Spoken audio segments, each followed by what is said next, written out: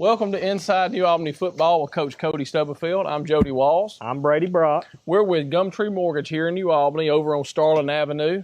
We specialize in home financing needs, whether it's a purchase, a refinance, or new construction. And we're super passionate about trying to help you find the home of your dreams, help you get it financed, just like this one right here. Go Dogs. Go Dogs.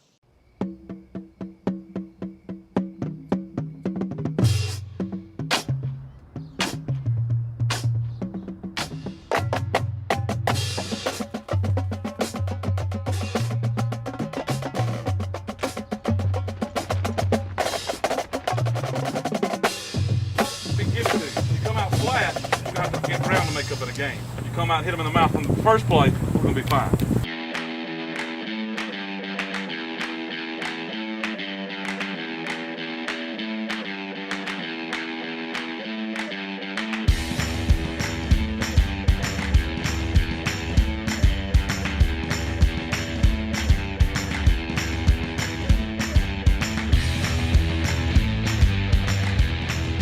Well, hello and welcome to Inside New Albany High School Football with Coach Cody Stubblefield and Mr. Paul Henry.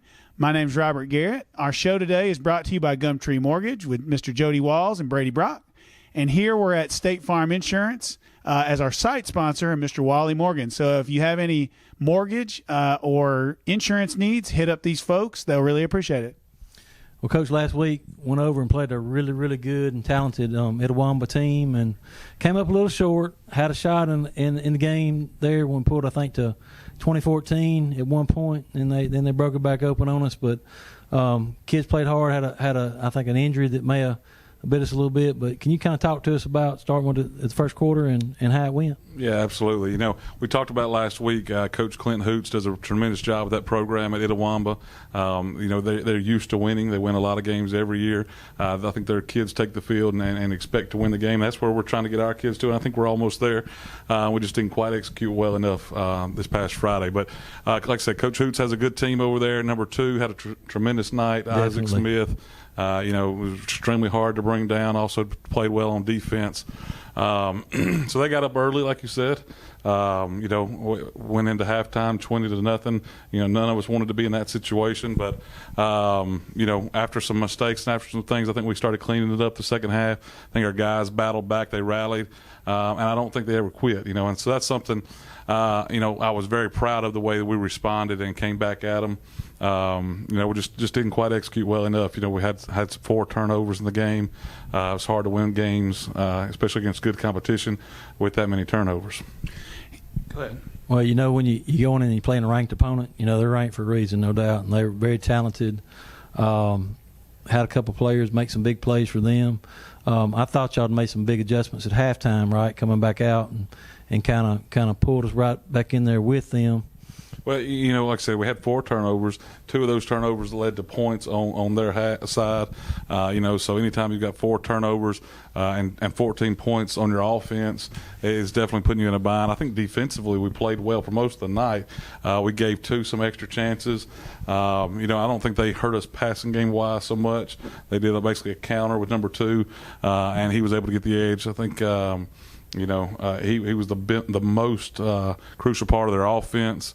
You know, and I think they played pretty well up front. But we got after them, I thought defensively. Offensively, early on, we couldn't quite get it going.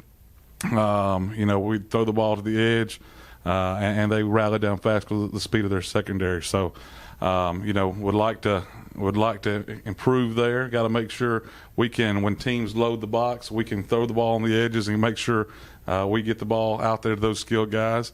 And then we also looking into adding guys to that line of scrimmage, make sure we put tight ends in the game, H-back, something like that. That'll even the playing field a little bit. So, you know, we realized, you know, we got to do some things a little bit differently up front to make sure we can run the ball and keep the ball offensively. I think our defense was on the field a big part of the game, and we don't want that to happen. So, you know, this week we go back to work and try to improve, try to get better, looking for the next game. You know, I think it says a lot about your guys to be down 20-14. I mean, 20-0, and they come out after halftime and they don't give up, right? I mean, football's a hard game. It's not easy, especially when things aren't going your way. And so I was really impressed to see them get some momentum going in the second half with no positive really in the first half. Can you kind of talk about how your guys just didn't give up? Yeah, I think we talk about all the time playing for 48 minutes. We told them, surprise them in the second half. We went in there. Defensively, they made some adjustments, making sure we could get lined up correctly, making sure we shifted the way we were supposed to certain formations. Offensively, we knew we had to settle down. We had to make sure up front we controlled the line of scrimmage. We wanted to make sure we could throw the ball on the edge quick and take some shots. Well, unfortunately, we didn't hit a lot of our shots deep, but like you said, the second half we battled back. We're right there when we had the ball with 14 after it was 14-20, and just we kind of fell short. We threw the ball up, had some pressure, and turned it over again, and kind of killed that little momentum right there. But the guys, nevertheless, they kept fighting, they kept trying. I like where we're at. In teams in the past, I don't know if we would have responded the same way. So very pleased with the response of our guys. Told them all week this week. Pleased with effort, not pleased with execution on the offensive side particularly, but we clean that up. We'll be right there where we want to be. So what were some of your positive surprises in the game, right? Like you said, I've seen you come off the field after a win and be down. I've seen you come off the field after a loss and be down, but you seemed encouraged. Nobody wants to lose, right? But you seemed encouraged with the team that you've got. Kind of talk about that. Yeah, I think the biggest thing was anytime you're down 20-0, a lot of teams have a tendency to just go ahead and fold it up, know that this game's over. We didn't do that. The guys kept fighting, defense kept flying around. Offensively, we started hitting some things, moving the ball, moving the chains. We just focus on the next play, the next moment, trying to make sure we take advantage and do our job. Offensively, again, we capitalized on some things. Some kids made plays and got us back in the game. But overall, pleased with just the fight that they had, the fight that they, kept battling. Like you said, nobody ever wants to lose. But we're okay seeing Itawamba again, and we want to make sure we're playing our best football when we do. Well, and a follow-up to that is you knew kind of who your guys were going into the season, who were going to be playmakers, and you were going to have to lean on. Have you had any surprise players that have shown up that as you've watched film have turned into something that you said, oh, man, this guy he's a player, and I didn't expect it? Well, I think we knew most of them primarily. C.J. Hill's been a running back for us. Cody Atkins, we knew kind of where he was at, but we had kind of added a third one in Keelan Simpson. Keelan has ran the ball extremely hard. He's a physical runner. We're excited about what he's going to bring to the table offensively. Offensive line, we're still kind of meshing as a unit. We're still trying to figure those pieces out. Ethan Conley hadn't been with us so far the first 2 weeks. We expect him to be back and that unit to kind of continue to mesh. Defensively, I think the biggest surprise is kind of our team speed. Sure. We're undersized up front, but Montavio Sullivan, Peyton Rogers, and Drew Hobson, they get after it. They fly around. They're slanting hard. And they're causing a lot of havoc. We replaced 4 linebackers on the defensive side, and they've been playing very well. So I think defensively is something that we're very proud of the effort and the way they're playing. Offensively, we're seeing some bright spots, seeing some guys make plays.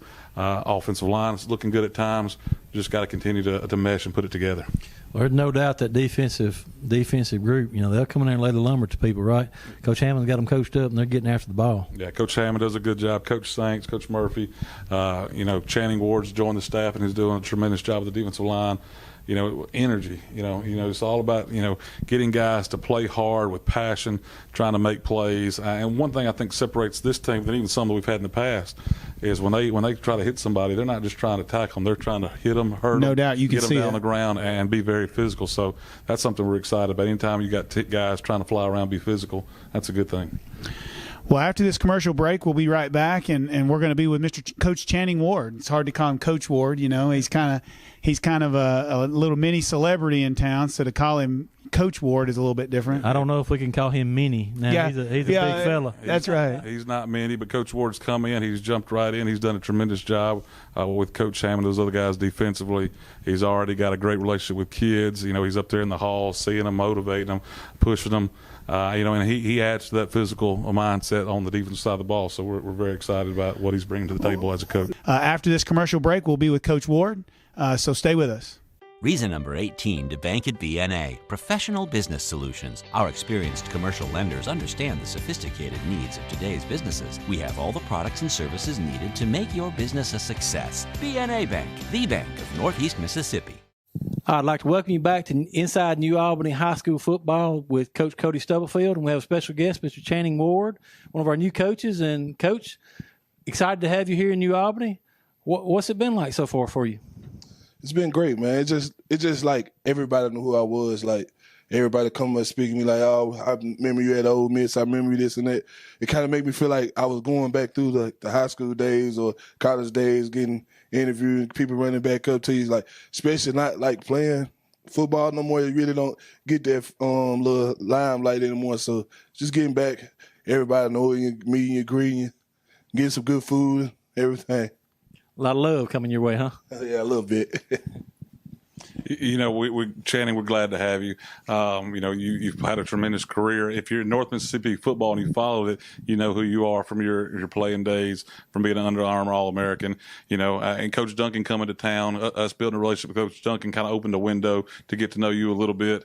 You know, like you said, a lot of people know you. Your name's recognized with a lot of people from Ole Miss, going to Tampa Bay, playing with the Battlehawks and the XFL. So the experience speaks for itself. But, you know, one of the things that I see you bring to the table so much is energy and excitement that you, day in and day out, you try to pull out of those defensive linemen for us. You know, just talk a little bit about the day-to-day practice schedule, kind of what we do, and what your mentality you bring to the table, both at school and then get into football and working with your D linemen. Yeah, it's the biggest thing like that because I understand. I've been in that situation. Like, some days I wake up in the morning, I want to go to work, just like I know some days they don't want to come out there and practice. So I understand. I try to pick them up. I try to motivate them. Because, you know, some guys don't got that. Sometimes you need that extra push. Some guys can't push themselves like that. So I try to be that guy, like, come in, push them around, push them. Even in my class, I mess with them, joke with them, try to get them uplifted. When they walking around, say something to them, ask how their day going. Sometimes guys don't get that. Like, oh, somebody else should care. Like, what situation, what's going on. So I try to be that person, like, Channing care, Channing's there for me, Channing this and that. So I just try to uplift them and try to push them and tell them, I'm here, I care. Well, you know, one thing in talking about that is building that trust, right? Those kids have got to trust you. And as a coach, you know, sometimes you're the only people some of those kids do trust. And, you know, when you have that relationship where you can sit down and you can talk to them and talk them through some of those difficult times, or also talking to them through practice plans and different things, right? Because you may understand that practice plan, but then you got to be able to articulate that to them to where they can understand it, right? Sometimes that can be difficult, but it all begins with that relationship piece and that trust piece that, you know, we're so excited to have you here and feel like you can reach some of those kids that no one else could reach, you know. And we've already seen that because, you know, in the locker room and stuff, seeing you around the kids, seeing you energize them, you know, it's very apparent that you're doing just that. Yeah, man, that's the biggest thing. When I came in, I said, Coach, I was trying to figure out, like, what can I do to help or what can I push and show them that I didn't give none of that. Like, we had guys that was there, but, you know, when I was in high school, I was the same way with them. Oh, they don't know what they talking about. They just trying to make us do this and that. So I try to show them I was there, too. Because they were my head coach when I was in Aberdeen, so I try to let them understand, like, I went through the same thing with him. He's saying to you, like, so it's truly nothing different. I be trying to help him out as much as I can. Like, I've been there. It's a lot of us been there. It's 6'5" coaches on the team right now that play college ball. They been screaming just as much as we scream at them. So we just try to push them and show them that we care. It's just tough love. Some guys ain't never got tough love. So you're just trying to give them that love that some of them never showed. Some of them can adapt to it and go on and make a play. You know, as a coach, we have high expectations and we want a lot out of our guys, and that's what, you know, I think our job is one, to show them that we care about them, like you said. And that's when we first talked. You know, Coach Ward had a desire to help young kids and to give back to the community, and so part of that is why we're so excited to have Coach Ward with us. But, you know, like I said, the experience, the immediate impact that he has, the immediate credibility that he has with kids, you know, is great. The fact that he comes in right out of the gate and goes through film study with us and game planning and jumps right in. He's done a tremendous job so far. So we're lucky to have him, and we expect, you know, him and Coach Hammond and Coach Sings and Coach Murphy to continue what they're doing defensively. You know, for the first 2 weeks, we've flown around on the defensive side of the ball, and that's a testament to Coach Hammond, Coach Murphy, Coach Sings, and Coach Ward, and the energy and effort that they demand every day at that defensive practice. Well, and both of y'all can kind of touch on this. One thing, you know, we've talked about this before, but our coaching staff keeps getting better and better, right? You coming on board now just adds another piece of that puzzle that's going to make us even better and better. So I know y'all are very excited. Again, Coach Stubblefield, from your side. I think the guys we bring to the table, excluding myself, Coach Hammond, Coach Stubblefield, Coach Ward, Coach Sang. I put our staff up against anybody's. I think, I'm very fortunate to have them and work with them every day. We have a good time. You get Coach Hammond and Coach Ward together. A lot of fun is to be had. And Coach Stubblefield. I just try to sit back and try to hold the reins as best I can sometimes, but we have a good time. We enjoy being around each other, and that makes it fun. It makes Monday through Friday a lot more enjoyable. That's probably the biggest, funnest thing. I played against Coach Hammond the way he coached against me when I was in high school, and it's just arguing about how the games were probably the funniest thing because we can remember every little part that happened in the game. Most times you don't get guys that remember everything happened, but just arguing about that and how much hatred we got for each other just for that. But it's not even just the hatred. Now we can't even get us apart from each other, joking and playing. They have a big time. Coach Hammond's son Hayes plays at Mississippi State. Channing obviously played at Ole Miss. So our coaches, text feed on Saturdays is just popping with this comment and that comment. State, Coach Ward hating on State, except for Coach Hammond's son Hayes is good. And then Coach Hammond kind of bashing back at him. So again, it's a lot of fun. Coach Collins Stubblefield throws his comments in there, but like I said, we enjoy being around each other. All the coaches, Coach Ward, myself, and the other ones have a desire to help kids, and we all enjoy the game of football. So it just goes together really well. Yeah, it kind of make it fun too, because we can lay back sometime when it just ain't always about where we got this and that. We can actually enjoy each other, get to know each other, and figure out each other's background and see how could we in jail together. It's a big thing, because. Sometimes I was kind of closed in when I was in high school. I didn't want to get close to nobody because I always felt like somebody was going to betray me or stab me in my back. And that's being able to get close to guys and be able most places you get everybody against you or something else is going on. Coach Ward, one thing that I think, you went through high school at Aberdeen and had a lot of success on the football field.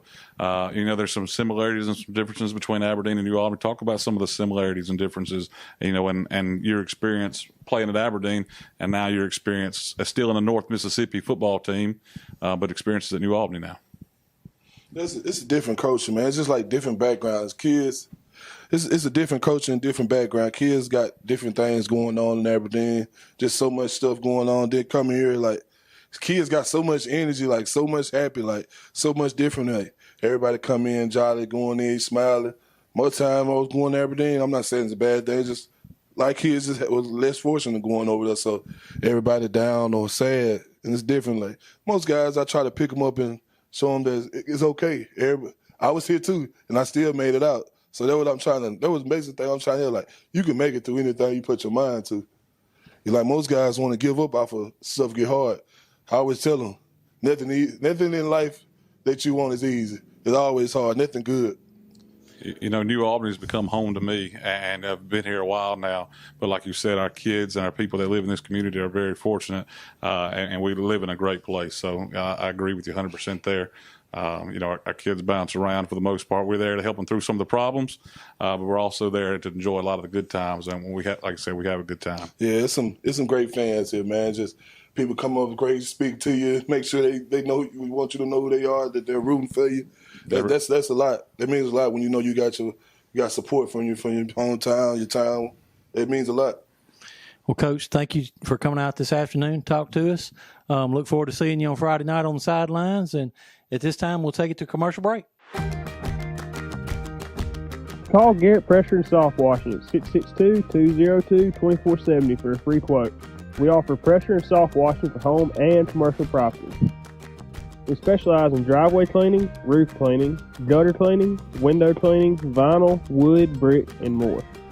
We take pride in our work, and every job is treated as if it were our very own home or business. Give us a call at 662-202-2470 for more information. Or find us on Facebook at Garrett Pressure Washing and Maintenance. Welcome back to Inside New Albany High School Football with Coach Cody Stubblefield. Well, Coach, let's talk about Byhalia, our this week's opponent. Tell us a little bit about them. Yeah, we're excited about Byhalia being on the schedule. They're coming to New Albany this year. New Albany is a very talented football team. They're big on both sides of the ball, on offense and the defensive line. You've got some really talented skill guys. They've got a guy at the slot receiver that's 6'2", about 225, moves really well. They've got a guy at running back that runs the ball really hard. I think he's about 5'8", 215. So some really talented guys. I think it'll be a good test for us on both sides of the ball, offense and defensive line. I'd like to think we're going to be able to do some things, moving people around to maybe create an advantage. But it's going to be a good test. They're a good football team. They haven't put it all together so far, but they're certainly capable, and we know they've got some good guys on the football field. Well, Coach, talking about the fans at home and the fans that are going to be in the stadium Friday night, what do they expect? Are they going to run a spread? Are they going to run the ball? Are they going to pound it? What are we going to be looking at? Yeah, what can we see from them? Their running back, I think, is number 21, is going to get the ball a lot. Like I said, he's a really strong runner, but they will spread it out. They've got a lot of skilled guys on the field, and they want to get the ball in their hands.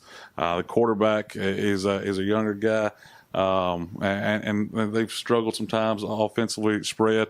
Quarterback's number 9, I believe. 6. And but the thing is, they've got athletes that they get them the ball in space, kind of like we do offensively. They can hurt us. So defensively, we're going to continue to try to fly around the ball. We're going to make sure we hit the quarterback. We don't want him back there feeling comfortable. And then we got to make sure we tackle that running back because, like I said, he can go. Yeah, traditionally, Byhalia has been pretty athletic. Absolutely. Got a lot of team speed, so that's something to deal with. Right.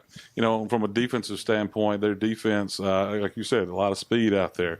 Size on that defensive line is very good. I think we can do some things with some different formations and different motions that hopefully will prepare us and give us an advantage.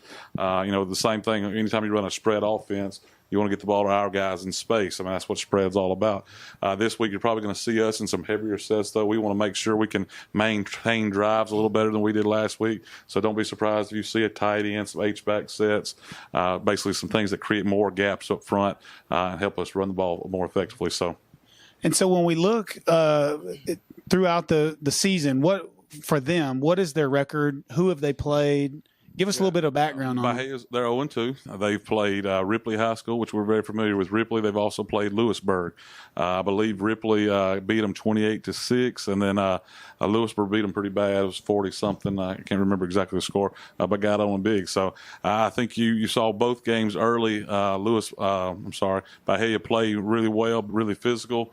And then kind of, they're not a very deep team. I think there's 33 players on the team. So you saw them get gassed a little bit. And the other teams take advantage of that. So we certainly want to make sure we get in there early. We told our guys all week we don't want big, fast guys to gain confidence. We want to get out there, hit them up from the start of it, and have some success, and to make sure they stay doubting. And so how much are they going to run it? How much are they going to throw it, right? So if I come to the game, am I seeing a 50-50? Am I seeing 80% run, 20% throw? You're going to see it. It's pretty balanced. It's probably Really? 60-40. They're going to try to let that quarterback throw the ball around a little bit, but their bread and butter goes back to that running back because like I said, he's a load. They've got a slot receiver that's really good. That's, like I said, is a big guy. Is the throwing get him throwing down the field, or is it a lot of screen game, basically extended run plays? I think they try to balance that as well. They're not scared to throw the ball up. But they've got some screens and stuff to side, getting the ball of those receivers quick that they'll do too. So from our side defensively, again, we've got to be prepared for all of it. We spend a lot of time each week, Coach Hammond, Coach Ward, Coach Thanks, Coach Murphy, going through alignment assignment, making sure, hey, these are their top plays out of this formation. So when Byhalia jumps in that formation, our kids are already thinking about that. They see this motion. They know we're doing this. That's a big part of our practice from a defensive standpoint. So, that's some of the those things cues on defense, yeah. Right. Well, one thing you just mentioned is y'all going to be changing up some of your formations and things. That's kind of you got some younger players finding your identity as a team, right, and kind of making some adjustments as you go. Yeah, offenses have a tendency to change a little bit more. I think defensively, we want to be able to play in base. Do what we do. want to be able to play fast.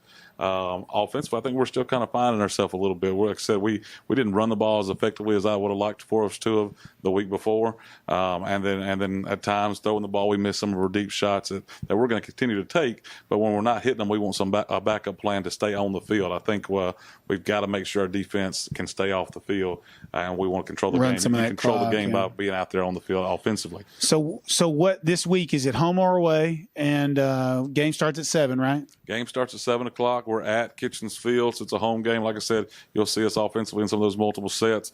But the date is September the 10th. We're one day shy of the 20th anniversary of 9/11. We've got a lot of different people that have rallied around, try to do something special for our community. We're going to be honoring the memory of remembering 9/11 and honoring our first responders and our military. We've put it out there that those guys and the military are welcome to come through the pass gate and get in free. Oh, that's great. Yeah. Great cause. Our band's put in some things in place. We've got some different athletes from different programs going to be involved in it. We've also got our American Legion going to be involved in bringing some veterans to the table.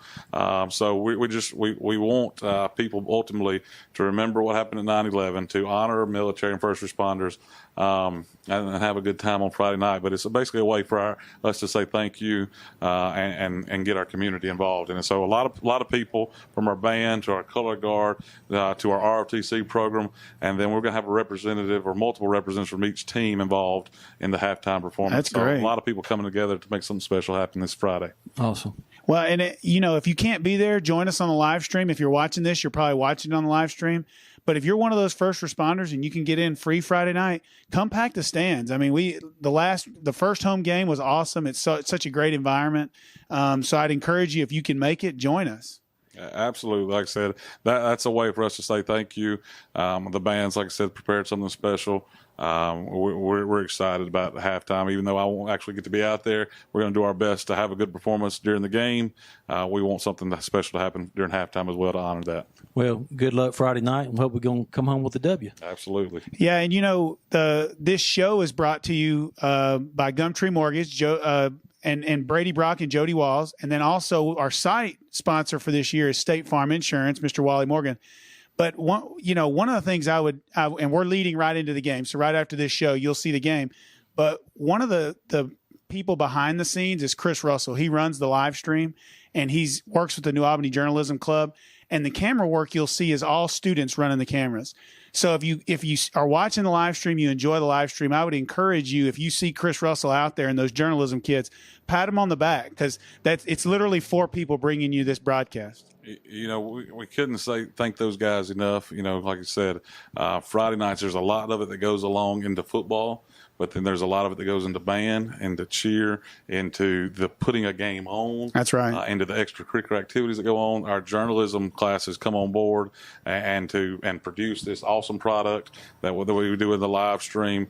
Like you said, it's student ran. That journalism class does it. Coach Chris Russell is heavily involved in that and does a tremendous job. But that's kids putting an awesome product out there that's there for our community and that supports our football program in our high school. Again, it's a group, it's a community and a school that is ultimately trying to do things to the best of our ability, trying to do things that supports our kids and our community. Well, and some of those great opportunities that New Albany High School is providing for our students, Yeah, I mean, ultimately, this broadcast is so the students can learn to do these type of things. But also, I would say the radio guys, we're so proud to be able to partner with those guys that are on 1470 WNAU. And so for them to have the play-by-play and the color, so it really takes a team effort to make this broadcast go. So if you see any of the folks involved in it, give them a pat on the back. Coach, enjoyed it. Thank you. Good luck Friday night. Appreciate it. And thanks again for watching this episode of Inside New Albany High School Football. We'll see you next week. Go Bulldogs. Go Bulldogs. Wally Morgan State Farm is proud to host Coach Cody Stubblefield's New Albany Bulldog pregame show. At Wally Morgan State Farm, family is important to us. We think of ourselves as a family and our community as a family, and nothing is more important than nurturing the youth in our community. We are super proud of Coach Stubblefield and all the work he's done for Bulldog football, and we are super excited to support him and the entire team and see what they do this season. Go Dogs!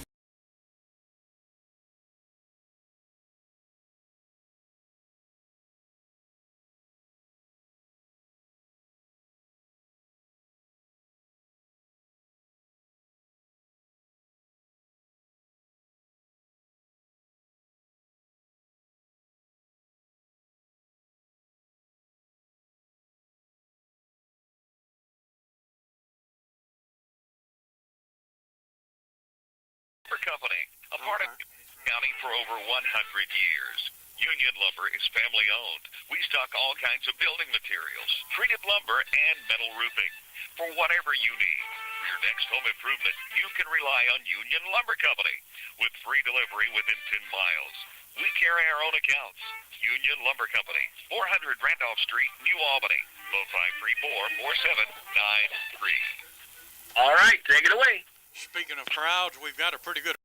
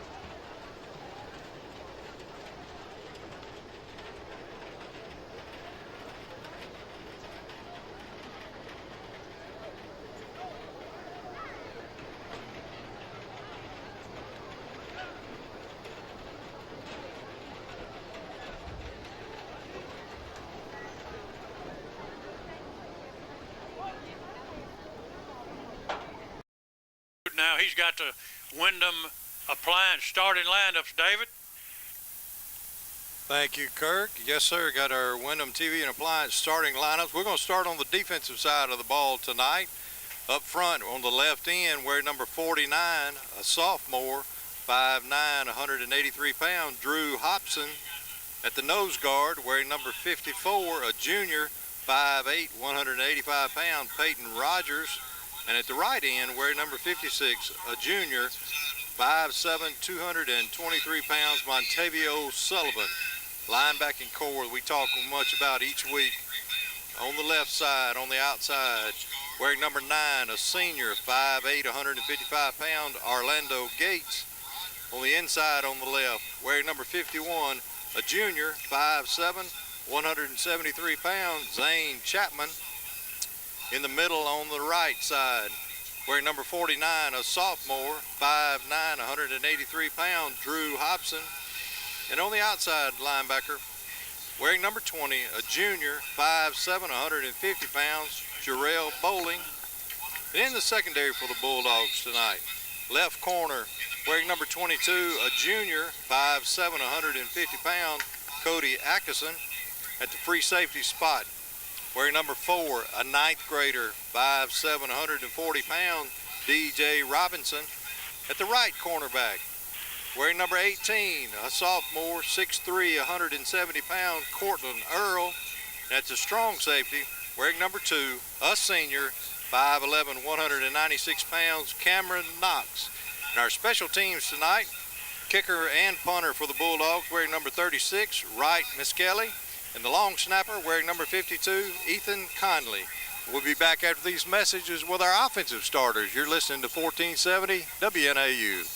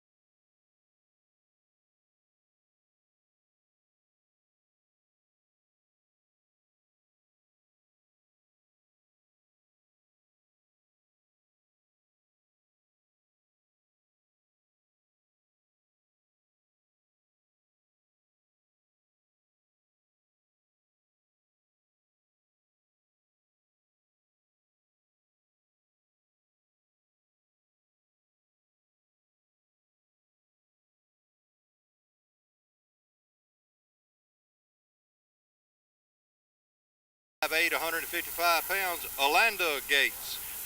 And at the running back for the night for the Bulldogs, number 22, a junior, 5'7", 150 pounds, Cody Atkinson.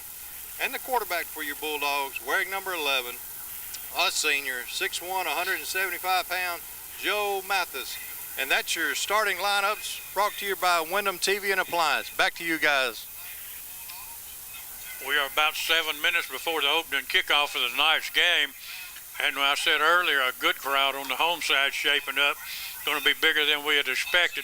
We're going to take about 60 seconds. You're listening to WNAU, the Union County Sports Connection.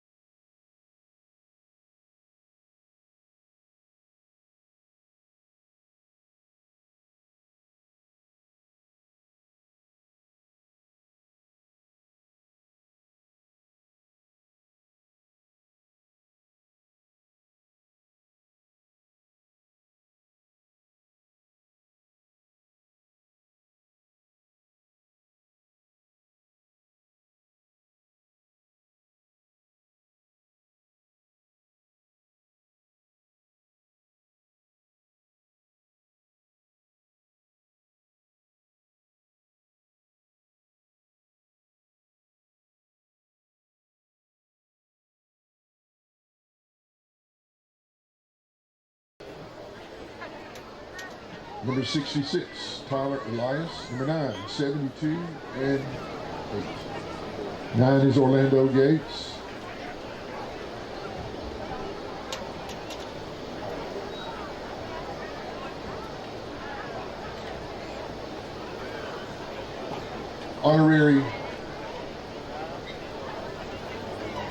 Honorary captains tonight from the New Albany Fire Department, Fire Chief Mark Whiteside, and from our EMS and ambulance services, Jada Croker.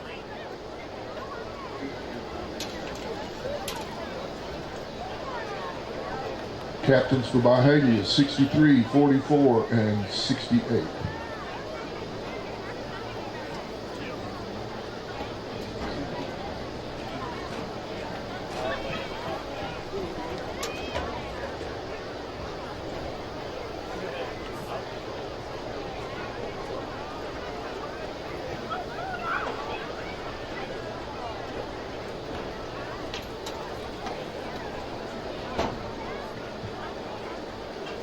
New Albany has won the toss and deferred.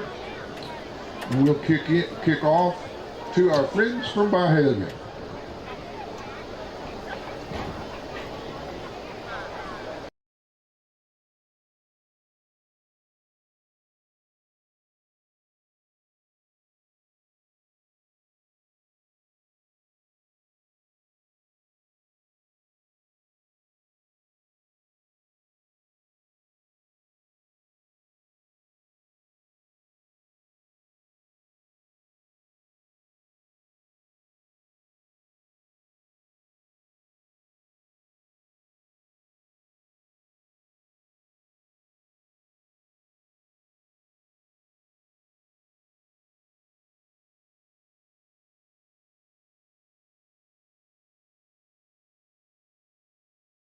Home of the best chicken in town.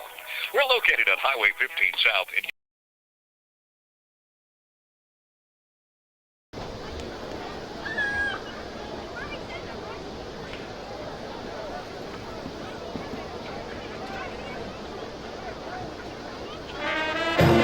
And here come your New Albany High School Bulldogs.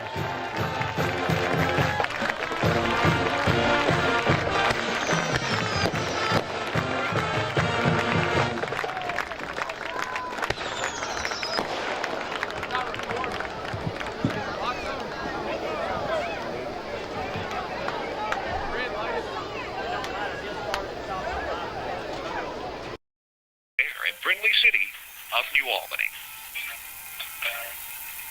All right, take it away. All right, we're back just about ready to get it underway. The Bulldogs will be kicking it off, and before we get underway, Keith, I want to tell you, Coach Stubblefield's father had some surgery this past week, and I don't think he's missed a ball game in 30 years, so we hope he has a speedy recovery.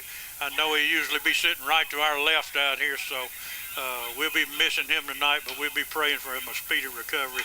And the same for George Callicut, been with Terry at the station for many years. George having a few ailments. We hope he has a speedy recovery also. Definitely on both accounts there, and you know that Coach Stubblefield's dad is hating to miss a game because I'm sure he's been going to football games for a long time watching them boys play and coach. Oh, got Cody, got Colin. I mean, it's Friday night. He's supposed to be at the ball field, you know. Exactly. So I know he's sitting there itching to get back up here with us as soon as he can, and we look forward to seeing him again. Miss Kelly, I tee it up at the 40-yard line as the Bulldogs won the toss, elected to defer to the second half.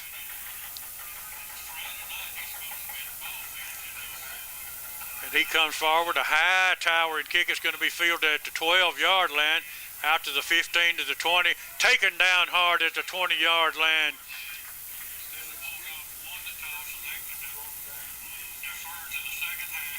By number 36 of the Bulldogs, Keith. Good job by the coverage team again. Bulldogs have done that a lot this year, kicking it, you know, that wasn't a pooch kick, it was a kick to the sideline. The player for Byhalia caught the football, and just super coverage by the Bulldogs. I actually think that was number 35. Jaden Hicks made a nice tackle for the Bulldogs. And we're underway, 1st and 10 for Byhalia. They'll spin twin receivers wide to the left. Bulldogs will come out with them, match up with them. That's Earl out here wide, Knox on the slot man. Quarterback barks out the signals, hands it in the backfield. Nowhere to go. He's going to lose about 8 yards on it. It'll be 2nd down and 18, and the Bulldog defensive front poured through like water. Yeah, just a super job there by the Bulldog front wall of getting through and making a play in the backfield. And some of the young guys are out there playing. Number 72 for the Bulldogs is in there, one of the captains, as we mentioned. And good job of pressure by the Bulldog defense. This time, twin receivers go to the right, a tight end set to the left. Earl walks up, tight on this side. They bring a man in motion, and we've got a stoppage of play. We've got some motion. Couldn't tell who it was on, David Good. Had 2 guys in motion at the same time, Kurt. The wide receiver was coming from the other side, and the running back took off a little early. Back them up 5 more yards. It'll be 2nd down. It'll be 2nd and 23. Yeah, they just, again, you talked about it, Kurt. You said that your expectations tonight football game that the Bulldogs would do a good job of dominating early on. They're showing that right now already. One receiver wide to the right, one to the left. Set her back in a standard I formation. Hands it to the deep back, straight ahead, nowhere to go. He might have got 1 yard out of it. Make it 3rd and 22. Well, good job of closing the gaps by the front wall. The linebacker stepping in there, doing a good job. And again, defensive front right now just winning at the line of scrimmage, dominating the football game. Beautiful night here at Kitchens Field. Field is in excellent shape. The weather conditions couldn't be better. If you're out and around, still got plenty of seats available. Come on up and watch the Bulldogs. Standard I formation. Quarterback gives it to the deep back, tries to run it off tackle. Nowhere to go, and a host of Bulldogs there on the tackle. Kurt, that's going to bring up a punting situation for Byhalia. The kicker's going to be in his end zone, probably going to catch the football on the snap about 7 yards deep in the end zone. So look for pressure right here from the Bulldog defense. Been close several times, blocking one, maybe here. Yeah, we've had pressure all year. You're right, David. Byhalia's lined up. The punter, like I said, he's about 7 yards deep in the end zone. He takes the snap, got a good snap. He's able to get it off. It's a high end-over-end kick that's going to hit it about the Byhalia 17-yard line and going to roll out to their 32-yard line, where the Bulldogs will take possession of the football with 9 minutes and 24 seconds left in the first quarter. No score in the football game. Joe Mathis gone most of the way. Quarterback for the Bulldogs this year. Of course, we've got Jeb Bolin, who's a backup quarterback. He came in against East Union some. He's also worked in a little bit at wide receiver for the Bulldogs. As Coach Stubblefield and the offensive staff huddle with the team along the sideline. We've got no score with 9:24 remaining in the first quarter. Simpson will be the lone running back. Going to be a direct snap to Knox, and he's got blocking out front. He's going to get into the 5. Touchdown, Cameron Knox. And they loaded up the right side. Simpson led the way, Keith, and nobody laid a hand on him. Well, Kurt, the Bulldogs that time, Coach Stubblefield, as you said, had them huddled up on the sideline, and they just ran straight out to the ball, got on the line of scrimmage, direct snapped, as you said, to Cameron. He just took it around the right side untouched for a touchdown for the Bulldogs. Really a nice block out front. I couldn't tell who it was. It almost looked like number 22, Bullock. But a nice job of downfield blocking. Snap is back, kick is up, it's high, it's long, it's good. Back in 60 seconds, New Albany 7, Byhalia nothing. Reason number 12 to bank at BNA. We are the bank for Northeast Mississippi. From buying a home to starting your own business, we are the team of local lenders standing ready to make your dreams a reality. BNA Bank. We are the bank of Northeast Mississippi. Urgent care? You've got it. At Internal Medicine and Pediatric Clinic in New Albany, we're excited to offer our urgent care services to you and your family. Best of all, no appointment needed. We offer urgent care Monday through Friday, 7 to 6, and Saturdays from 8:30 to 3. We have an entire waiting room and qualified physicians dedicated to our urgent care patients. Call us at 662-534-0898 or visit us at our website, impcna.com. Internal Medicine and Pediatric Clinic. Care for the whole family. Reason number 18 to bank at BNA. Professional business solutions. Our experienced commercial lenders understand the sophisticated needs of today's businesses. We have all the products and services needed to make your business a success. BNA Bank, the bank of Northeast Mississippi. Over Byhalia, as Miss Kelly tees it up. Once again, it's going to be fielded at the 14-yard line. The ball's fumbled, picked up, out to the 20, hit hard at the 25-yard line. It'll be first down for the Byhalia. Well, Kurt, again, we kicked it over there. The Byhalia receiver touched the football just inside, between the 20 and the 15.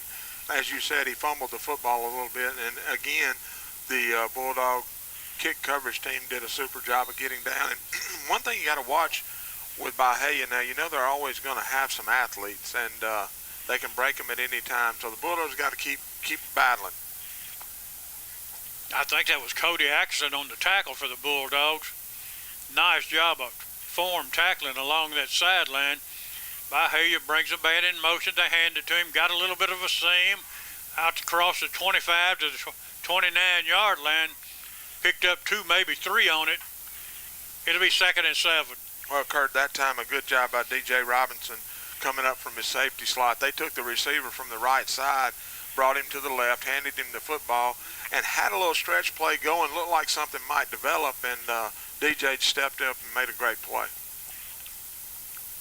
Byhalia comes to the line. That's Grisham working at quarterback, number 6.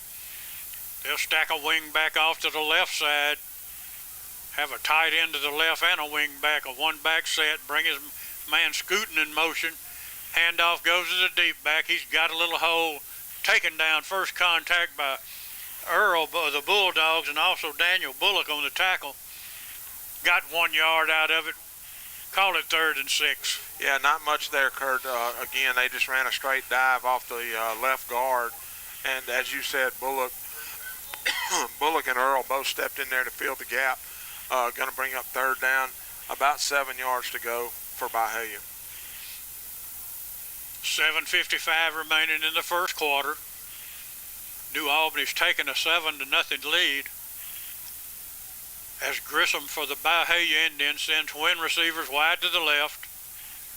Hands it to his deep back. Nowhere to go, nowhere at all to go.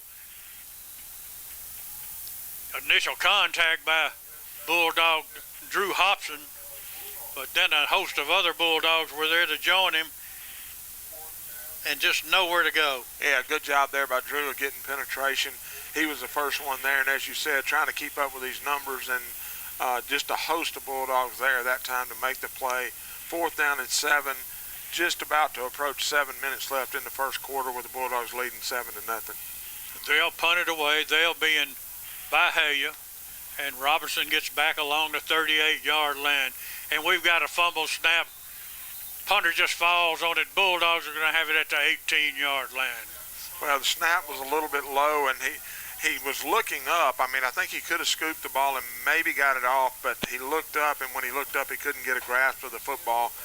And the Bulldogs had pressure on, and we talked about it and earlier how we've gotten pressure all year.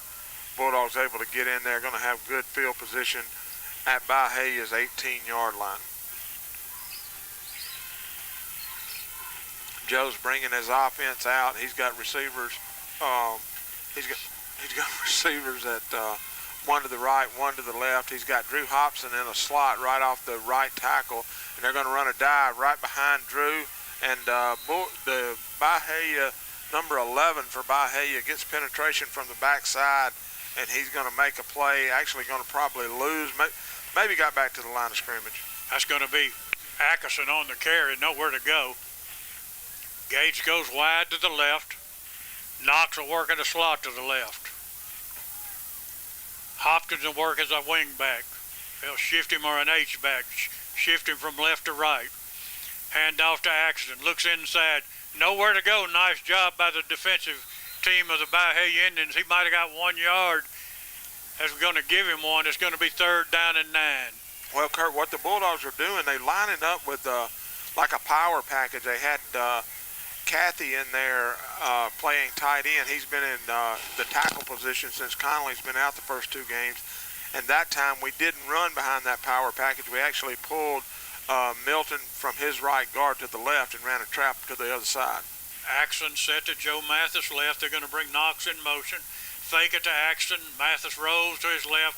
Throws it almost intercepted at the 4-yard line. He had a receiver, but nice defensive play once again. Going up high for the football was a Byhalia player, and the Bulldogs will have to probably going to try a field goal, Keith. Looks like they're going to try a field goal. Joe was rolling to his left that time, and he had, I think that's Gates that was coming across the middle, and Joe threw the ball back across his body back to the middle of the field. And they always say don't throw it back in the middle of the field, and that time Joe was fortunate that one wasn't picked off. They'll mark it at the 24-yard line. It'll be a 34-yard field goal attempt by Miss Kelly. I think this is his first field goal attempt of the year. He's got a good snap and a hold. He's got a good kick. It's up, it's high, it's long, and it's wide to the left. Just pulled a little bit to the left, David. Yeah, Kirk, it was a good, he hit it really well. They're just unable to get it in between the pipes, and that's what counts. It was a 34-yard attempt, and he had enough yardage on it, had a little bit of room to spare, but pulled it just a little left, Keith. Yeah, kind of reminded me of one of my golf shots there, Kurt, a little iron pullage, but that's what he did that time. Is he got good leg on it, had distance, just pulled it a little bit to the left, and Byhalia is going to take possession of the football at about their 20-yard line, trailing the football game 7-0, and it's 5:40 left in the first quarter. Pretty nice defensive stand by Byhalia. They are the Indians, aren't they? I was wanting to ask you that. That is correct. Looks like we got a timeout here on the Kurt. It looks like a heat timeout. Yep, let's take one with them. Back in 60 seconds. At Brickmore Landscape, we have a commitment to improve the environment while presenting a canvas that is creative, functional, and adds value to your life. Brickmore Landscape offers professional landscape architecture services where we can turn your dreams into a reality. We also have the experienced staff to properly build your landscape from hardscape, plant installation, irrigation, drainage, and lighting systems. Our maintenance professionals can keep your landscape performing at its best. Brickmore Landscape. We're in the business of nature.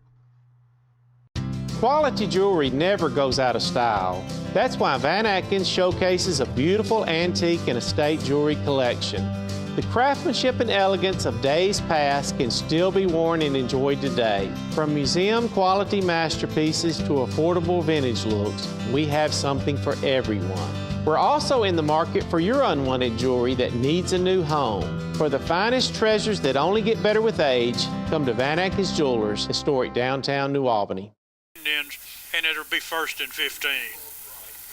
Yeah, Kurt, just looked like the end on this side got a little anxious there and jumped offside, moving back 5 yards, and they don't need that right now, the way the Bulldogs' defensive front wall has been playing. Grisham, Byhalia's quarterback, will work up under center. He'll set his backs in a standard I formation, brings a man in motion right to left, hands it to the tailback off the right side. He's going to have nowhere to go, and there's 6, 7, 8 Bulldogs there making the tackle. They're just swarming these Indians, and hard to identify a Bulldog making the tackle because they're all making them. Well, I don't know who we've got. Number 34 is not showing up on the roster. I know last year it was Peyton Rogers, and I don't see 54 out there.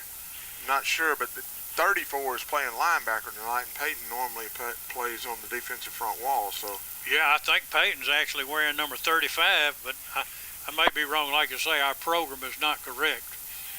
Back to pass for an Indian. Well covered over there by Cameron Knox. And number 4 for the Bulldogs, Robinson, Incomplete it goes. 3rd and 15.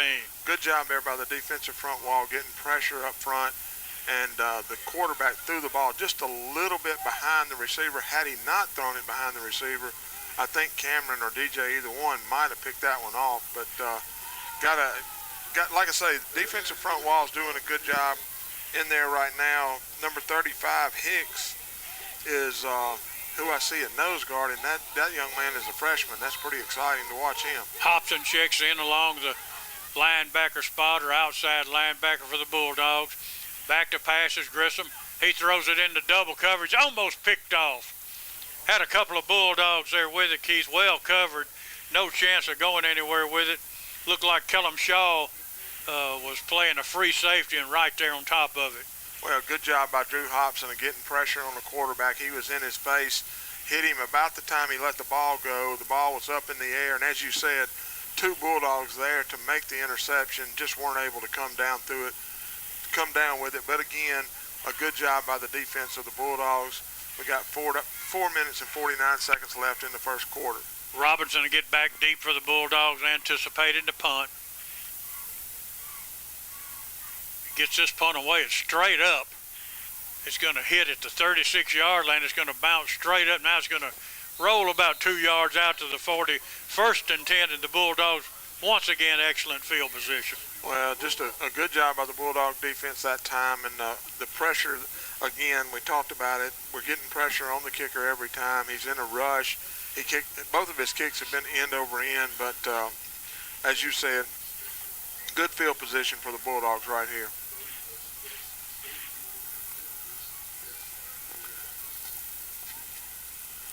Joe's got his offense out there with him. They got a little bit of confusion. He's got 2 receivers to the right, 2 to the left. He's got number 3 for the Bulldogs, Simpson, to his left. He's going to hand the ball to him off right tackle. He's going to pick up about 7 or 8 yards, it looked like, Kurt. He sure did. He's going to bring up a 2nd down and a long 2, and almost had a little horse collar face mask type call, David. Very close. He got him on the top of the helmet and didn't ever grab the face mask, but it was very close. Hey, David, you're down on the sideline. We were trying to determine, is that Peyton Rogers wearing number 35? That is correct. Okay, working at a linebacker for the Bulldogs. 34 is Peyton Rogers. 34. Handoff goes to Simpson. Tough running inside the 30 to the 26-yard line. Well, good job there by Simpson, because there was penetration, at the ball. They're giving him a first down. I thought he was throwing a penalty. There was penetration early, and Simpson just was able to avoid the initial penetration, pick up the first down for the Bulldogs. We've got 3 minutes and 45 seconds left in the first quarter. Bulldogs lead 7-0. Mathis brings his team up. Simpson to be a running back. Hobson to be an H-back. Set him to the left side. Twin receivers left. Mathis keeps it off the left side. Had a nice fake on it. He's inside the 25, down to the 21-yard line.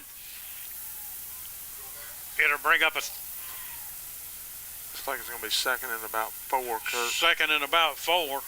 Yeah, good job by Joe that time. They've been keying on Simpson. He had ran the ball a few times in a row, and that time Joe he faked the hand to him and was able to go around the corner. 2 back sets, Simpson and Ackerson. Handoff goes to Simpson. He's got Knox, inside the 5. Touchdown, Cameron Knox. And Keith, when you put Knox and Ackerson in that backfield at the same time, or Knox and Simpson, either one of the threesome match, the way you match it up, it's awfully hard to stop them when the blocking's there. Well, and that's twice tonight that we've loaded up on the right side, ran around the right side, and good blocking by the line on the right side. The receivers did a super job. Cameron just showed his speed and athleticism to get around that corner, make them miss, and get in the end zone. Tallahatchie Gourmet extra point. Hold is down, the kick is up. It's a line drive. It's going to be no good. And that kick brought to you by Tallahatchie Gourmet, Main Street, New Albany. Well, just not good contact on the kick that time. Had a good snap, good hold, and just wasn't able to get it up in the air. Bulldogs take a 13-0 lead with 2:55 left in the first quarter. And so far, so good for the Bulldogs, Kurt. Everything looks good, and really impressed with the offense and the defense. We fully came in expecting to win the football game, and excuse me, quite frankly, expect to win it quite handily. But the big thing is, could the Bulldogs come in and knock some of those mistakes out? Because the mistakes cost us a ball game a week ago, and so far, mistake-free football. Well, and that's kind of what we talk about the first game against East Union, have a few mistakes, second game, and it's time that you start cleaning all that stuff up, and you start looking more like you're getting into mid-season form, because again, division play's coming up here in a few weeks, and that's when you want to be at your peak. So looking good so far tonight. Got a first quarter score. Myrtle leads Thrasher 14-0, and tonight's Myrtle's first game of the year, and they've got a nice lead on Thrasher. Picked the ball, picked up at the 10-yard line, up to the 15, hit hard at the 18-yard line. And that was the kicker. The kicker that made the tackle. Well, it was a good job of coverage again. The kick hit right in front of the Byhalia Indian player. It scooted by him, and again, I've been really impressed with our kickoff team's coverage this year, getting down the field, and when they get there, they're bringing something, putting a lick on people. And I'll tell you, quite frankly, when you're on that kickoff team, you better be looking if you're running the ball. Drew Hopkins is a headhunter on that thing, and he really makes some tough plays. Grissom sets twin receivers to the right. He'll set a wing back to the left. Now he'll shift both his tight end and wing back over to the right, get an overload. Now the ball snapped, goes up in there. We got a stoppage of play. Delay a game. Delay a game on Byhalia, and the Bulldogs are going to move Byhalia back again with that penalty, and we got 2 minutes and 47 seconds left here in the first quarter, and Byhalia just continues to go backwards. Smithville leads Hamilton 6-0. Scores tonight brought to you by Chevron Shortstop, just across the street from New Albany High School. Locally owned and operated by David and Harriet King. Grissom takes a direct snap. He gets across the 15 out to the 16-yard line.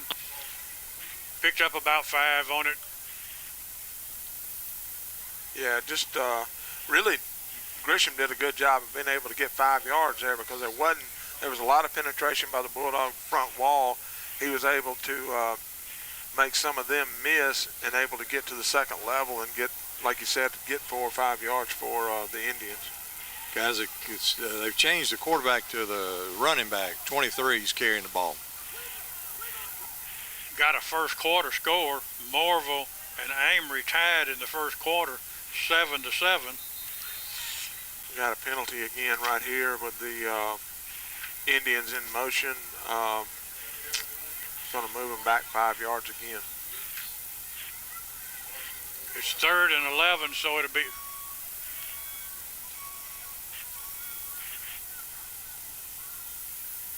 It'll remain second down. It's going to be second down and 16. As the Indians just unable to do anything offensively. Direct snap to the running back, number 23. He's got a little bit of running room off the left side, out to the 15 to the 16-yard line. Got back to the original line of scrimmage. It'll be 3rd down and 11. Well, Kurt, good job there by Cameron Knox coming up and making a play from his defensive backfield position, and then Bowling, number 20, the linebacker, both of those guys closing the gap quick.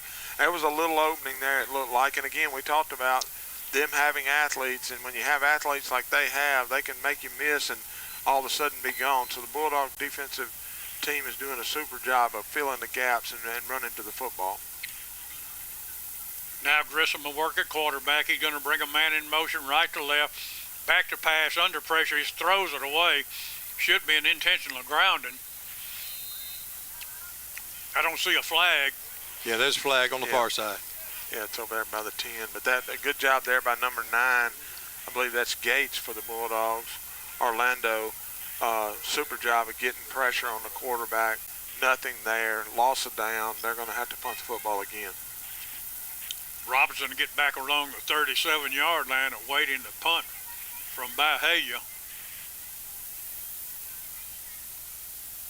I think Byhalia's got minus yardage on the night as those Bulldog front 7, front 8, depending on their alignment, have just dominated the forward wall, both offensively and defensively. They have, and we talked about it before the game. You and I did off the air. Kind of expect that was going to happen, but again, good job. Got a lot of different guys in there playing tonight, and just need to continue to get reps, get experience, and continue to grow as a football program. Robinson will stand at the 40-yard line awaiting the punt. He's punting out of the end zone. He's got it away. Low line drive, tumbling at the 40, picked up by Robinson at the 30, down to the 25, taken out of bounds, and a nice job by Robinson coming up and scooping it up on the run. Keith? Yeah, good job there. Again, every time the guy from Byhalia has kicked the football, it's been an end-over-ender. And had DJ not caught that football the way he did, it probably would have rolled down to about the 50-yard line. Instead, DJ makes a play on it. Bulldogs are going to have it at Byhalia's 20-yard line, leading 13-0 with 55 seconds left in the first quarter. Pretty nice crowd on hand. A beautiful night here at Kitchens Field in New Albany. And the Bulldogs have a 13-0 first quarter lead. Cody Atkinson will be the running back for the Bulldogs. He'll set off to Mathis right. They'll hand it to him straight ahead inside the 20 down to the 16, and he shoestring tackled or tripped on somebody's foot, or I think he would have been gone. I agree, Kurt. There was a gap opening up there. Offensive line doing a super job of blocking. And when Cody cut back, I actually think he may have tripped over one of our linemen's foot, but still good hard running, good hard blocking. 3 receivers wide to the left. Atkinson, the running back. Mathis barks out the signals. Fakes it to Cody. Now raises up and throws it to Cameron Knox at the 10, at the 5. Touchdown, Cameron Knox. And that's his 3rd for the night. We got a flag, Kurt. I don't know if it's on us. It could be illegal downfield or could possibly be on them, but we do have a flag. David, you're down there. I don't know if you were able to see anything. I believe that's what it's going to be. Regalado was down the field about 5 yards. Well, maybe should have thrown it to him. He might have been outside. Well, I'll say one thing. As quick as that ball was thrown, if Regalado was down there 5 yards, we need to move him to running back. I agree with you. Guys, Coach Stubblefield is asking the officials. The ball was actually thrown behind the line, so it was not a pass. There shouldn't be a penalty. So there shouldn't be a penalty at all. Well, he's exactly right, and I think they are discussing it. It was kind of a run-pass option play, but shouldn't be a penalty. I know, like I say, Regalado, I don't know what it is. They're going to wave it off. Regalado's about 280 pounds. He couldn't get down 5 yards down the field that quick unless a hive of wasps were after him. Oh, man. Well, that's why Coach Stubblefield is a football coach and watches those kind of things, because that's right. It was behind the line of scrimmage, touchdown Bulldogs. Good job executing by Joe and Cameron and the entire team.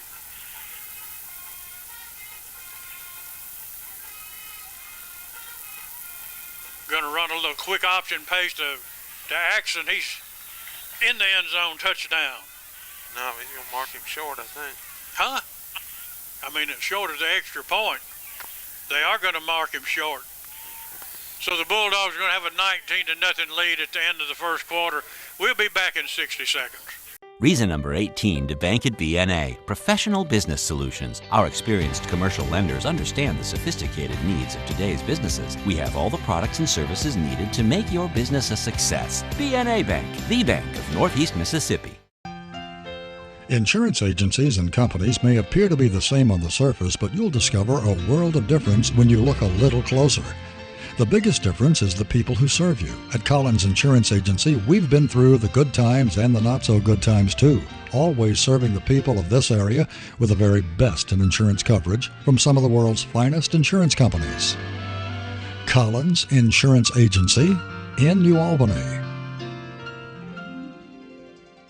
Reason number 12 to bank at BNA. We are the bank for Northeast Mississippi. From buying a home to starting your own business, we are the team of local lenders standing ready to make your dreams a reality. BNA Bank. We are the bank of Northeast Mississippi.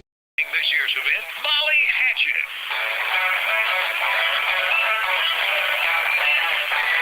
For more information, visit NewAlbanyMainStreet.com. All right, take it away. Miss Kelly's kicks fielded at the 15-yard line, out to the 34-yard line. Nice return by the Indians. Well, good job there by the kickoff team again. Skelly kicks it over, same place he's kicked it every time tonight. Guy makes a play on it, runs, and gets a little bit better return than he's been getting, but still good coverage by the kickoff team for the Bulldogs.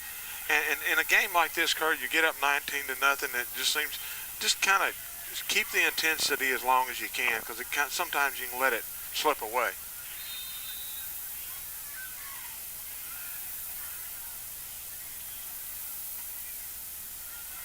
Grisham works at quarterback, throws a little bubble screen out to the left side. Bronson breaks one tackle. He gets out to the 37-yard line. Gained about 3 yards on it. Be second down and 6. Well, again, they've tried running the football. Really hadn't had a whole lot of success with that, obviously. So they're going to try to throw the ball out to the outside, get it in an athlete's hand, and get him to run the football.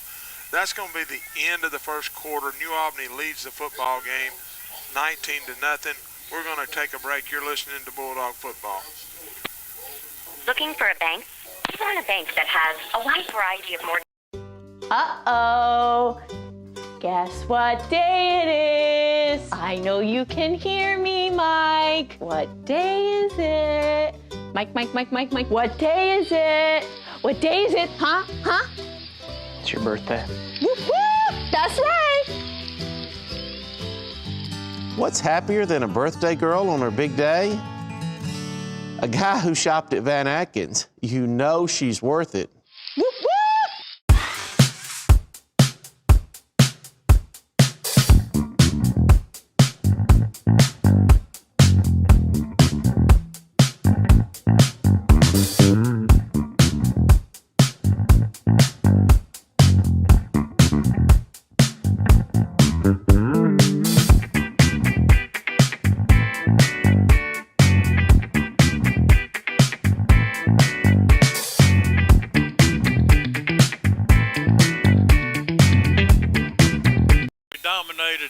This football game, Keith, and the big thing is, as I said earlier, they've played mistake-free football. They have so far, and setting up a screen here, almost picked off by the Bulldogs. Good job by the Bulldog defense of seeing the screen developing, and the linebackers, I believe that was Peyton and Bolin, got in there to break it up. Yeah, Bolin was right there, had his hands on it. If he had picked it off, he would have had 6. Yes, sir. He would have walked it into the end zone.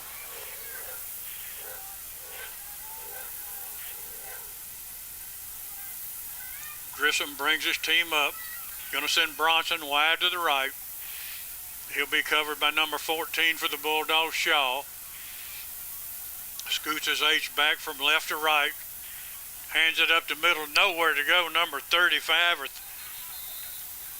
34 and 35. 34 and 5. That's going to be Hicks and Shaw, I believe. I mean Hicks and Rogers.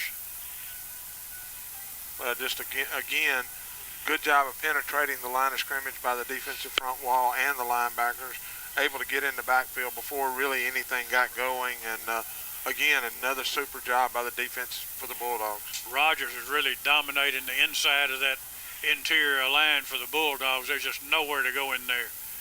Snaps back, punts up, fielded by Robinson at the 37-yard line, sidesteps a man, can't get away from another. He's still trying, but there's a 4 or 5 Byhalia Indians there, taken down at the 43-yard line. First down, New Albany.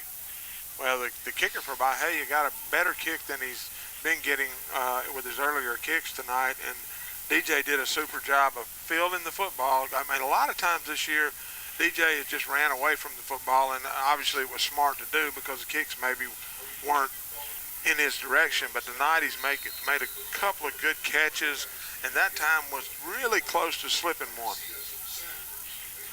We've got 11:09 remaining before your right glass halftime report. New Albany leads the football game 19-0. Joe's bringing his offense out. He's got 3 receivers to the left, 1 to the right. He's got a receiver going to send Gates in motion, and he's dropping straight back in the middle, and it looks like we got a penalty flag, and I believe it's going to be on Gates. I think he started towards the field a little bit quick. They're going to call him in motion. Boonville has gone up on East Union 7-0. That's a first quarter score. And we'll have all the scores from around the area that we can possibly get for you at halftime. That penalty is going to move the Bulldogs back. It's going to be first down and 15 yards to go. And Joe's got his offense out again. This time he's going to have 2 receivers to the right, 2 to the left. He's going to have a running back off to his right hip. He fumbles the snap coming back. He's going to have to fall on the football. And I believe he did get on the football, but I think Joe maybe that time just looked away to look for his receiver, didn't actually catch the football. Going to lose another 5 yards. It's going to be second down and about 20 yards to go for the Bulldogs. Amory's gone up on Morville 21-7 in the second quarter.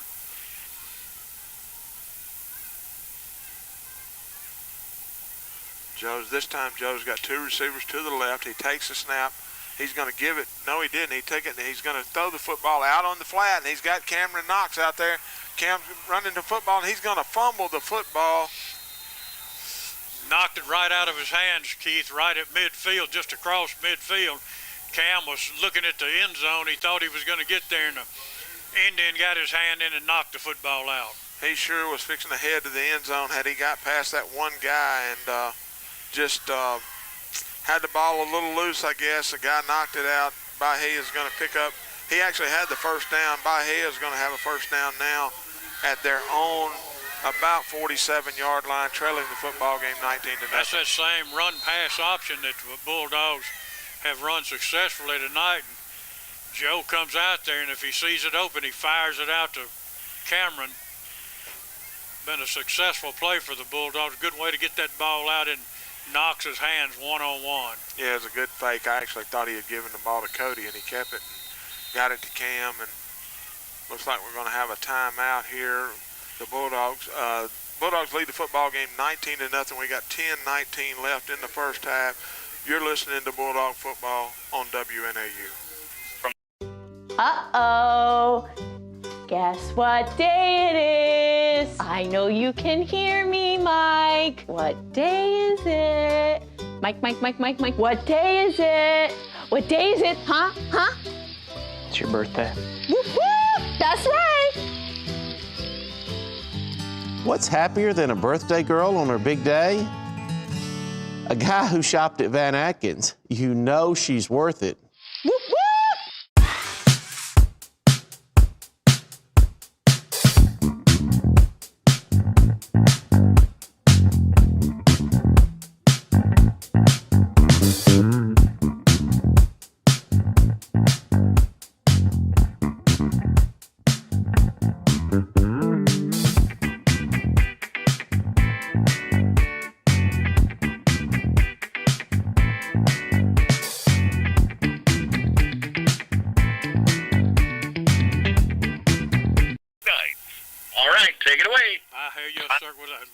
Back to the left, they'll pull him across, pull in on the little trap, up the middle, across the 50 to the 45-yard line, gain 9 yards. I believe that's the biggest gainer for the night so far for the Indians. No doubt about it, Kurt. That's obviously their biggest play of the night, and they had just had a little motion coming from left to right and faked it to him, gave it to the running back, and just not a good job of tackling there by the Bulldogs. Had him in the backfield. He was able to continue to work and get 9 yards. That's number 23, Progue. The running back now, he's working at quarterback for the Indians. Stocky kid with some good speed. He's going to run it off the right side, trying to get outside. He got a yard out of it. Might have got a first down. Hobson there, Gates there. Got a flag, guys. Good job there by the Bulldogs of pursuing, and I'm not really sure. I think it's probably going to be motion on them, but not 100% sure. No, it's going to be holding on Byhalia. So that'll be a good penalty for the Bulldogs, obviously. But again, they just took a direct snap to him. David said earlier they had moved him into the kind of the quarterback position. They took a direct snap. He ran it around the corner, and the Bulldogs did a good job of pursuing. Going to bring up second down and about 12 yards to go for Byhalia. His first couple of games this year, he's averaged about 134 yards rushing per game. So pretty good guy, pretty good athlete. No doubt. You can tell he's a good player. 3 receivers go wide to the left. Now they changed that formation. They'll be 3 to the right, 1 to the left. Grissom back at quarterback, back to throw, looking deep, well covered. Got a jump ball, well covered. It's going to go incomplete. Well, and you said it, Kurt. They loaded up. They had one-on-one out there with that receiver. I can't see that number with Cam. I think it's Cam. Is it Cam defending him? That's right. That's Earl. No, yeah. That's Cortland Earl. It was Earl. Okay, I'm sorry, 18 Earl. And super job by Earl of just playing defense and got the guy on his hip and just watched the ball all the way in, knocked it down. Second quarter, Myrtle leads Thrasher 17-0. That's got to be it. They got a Conley out there coaching at Myrtle. That's probably what it is. Byhalia sends 3 receivers wide to the left. And Grissom just throws the ball in the ground to get ready. He was under heavy pressure. And I'm telling you, when Hobson comes off of this left side, he's not tiptoeing. He's coming, folks. And the Byhalia quarterback did a good thing getting rid of the ball. Yeah, he did. It's one of those, I guess, there had to be a running back right there somewhere, but it looked like it could have almost been intentional grounding there as well. But I love Drew Hobson and the way he plays. I mean, his motor's running 100% every play, and good job there getting pressure on the quarterback. We've got a 4th down situation, 4th and 13, so Indians have punted away again. Robinson back deep, almost blocked. It gets it away. Robinson can't get to it. It's going to hit at the 35-yard line, roll backwards a couple yards before it's down. So with 8:49 remaining before halftime, Bulldogs have pretty good field position to work with. Well, Kurt, it looked like that punt hit off of one of the Byhalia players and bounced back towards the Byhalia line of scrimmage. I thought it might have it. There was a couple of Bulldogs. I really don't know how they missed it. They were in there, had their hands out, and the ball just happened to get through. Yeah, really, really close again. I want to say we'll get one before the night's over, but Joe's bringing the offense back. We got 8:49 left in the first half. New Albany leading 19-0. Joe will work with Atkinson as his lone running back. He'll send twin receivers left and right. He's back to pass. He's got plenty of time. Throws it underneath the Earl, completes it at the 40, out to the 45, knock out of bounds at the 46-yard line. I don't know what we got and here. I think that's Earl's first catch of the game. We've got a flag on the play. It's going to come back. David? I'm not real sure what was going on. We had a guy blocking behind the line, and they threw 2 of them threw flags. So I think it may be unnecessary roughness on one of the Bulldog offensive linemen. I'm not sure about that, but I think that may be it. Still no indication. Blocking the back. Huh. He had his man on the ground. I'll give him that. And back the ball, Bulldogs up from the scene of the crime, which was the 36-yard line, excuse me. And we're just going to have to wait and see what they're going to mark off here before we know exactly what it's going to be. I think that was Earl's first catch of the year. I believe you're right, Clay. Earl stands about 6'2" over there, big, tall, lanky young man. He's going to be another good one for the Bulldogs. Yeah, he's an athlete for sure. Looks like this is going to be a big penalty here, Kurt. I don't know. I think they're calling 2 of them on us. Yeah, they can't quit walking. He's still going. He's going to need somebody to bring him some water out there after this one. The second one was Unnecessary roughness. Yeah, that's what I saw was the unnecessary roughness. Now wait, they're going to go all the way back to the 10-yard line. I don't know how many yards in penalties that was, but a bunch.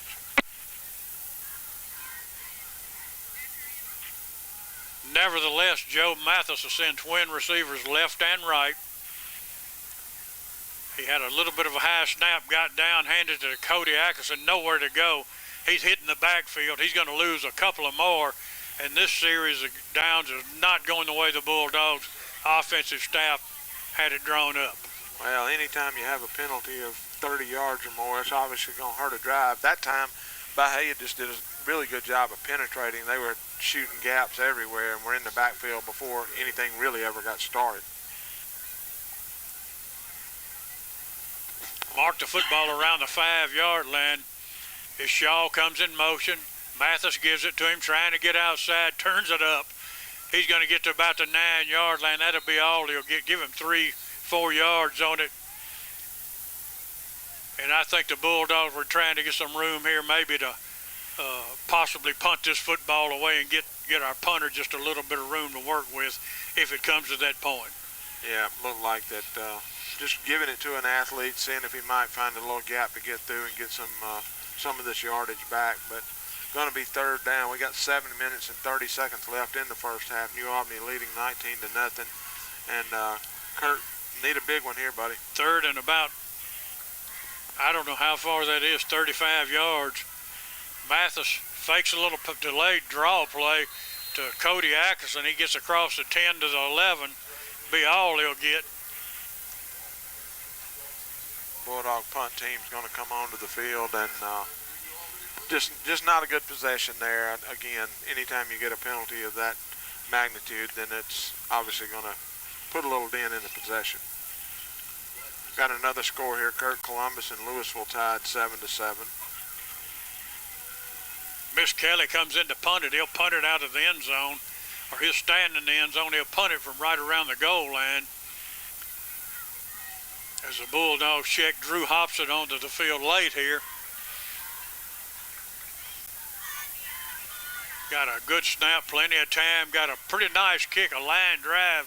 Fielded at the 48-yard line, being chased at the 45. Turns it up at the 40. Hit hard at the 40-yard line. Going to actually make it the 42-yard line, and he was hit, Keith. He was. He had a good kick there by Muskelly. Had it gone anywhere else on the field, it would have hit and probably rolled for another 20 yards. It just went right to the receiver for Byhalia. He did a good job of catching the football, a good job of coverage by the punt team. Byhalia is going to take possession of the football inside Bulldog territory at the Bulldog 41-yard line.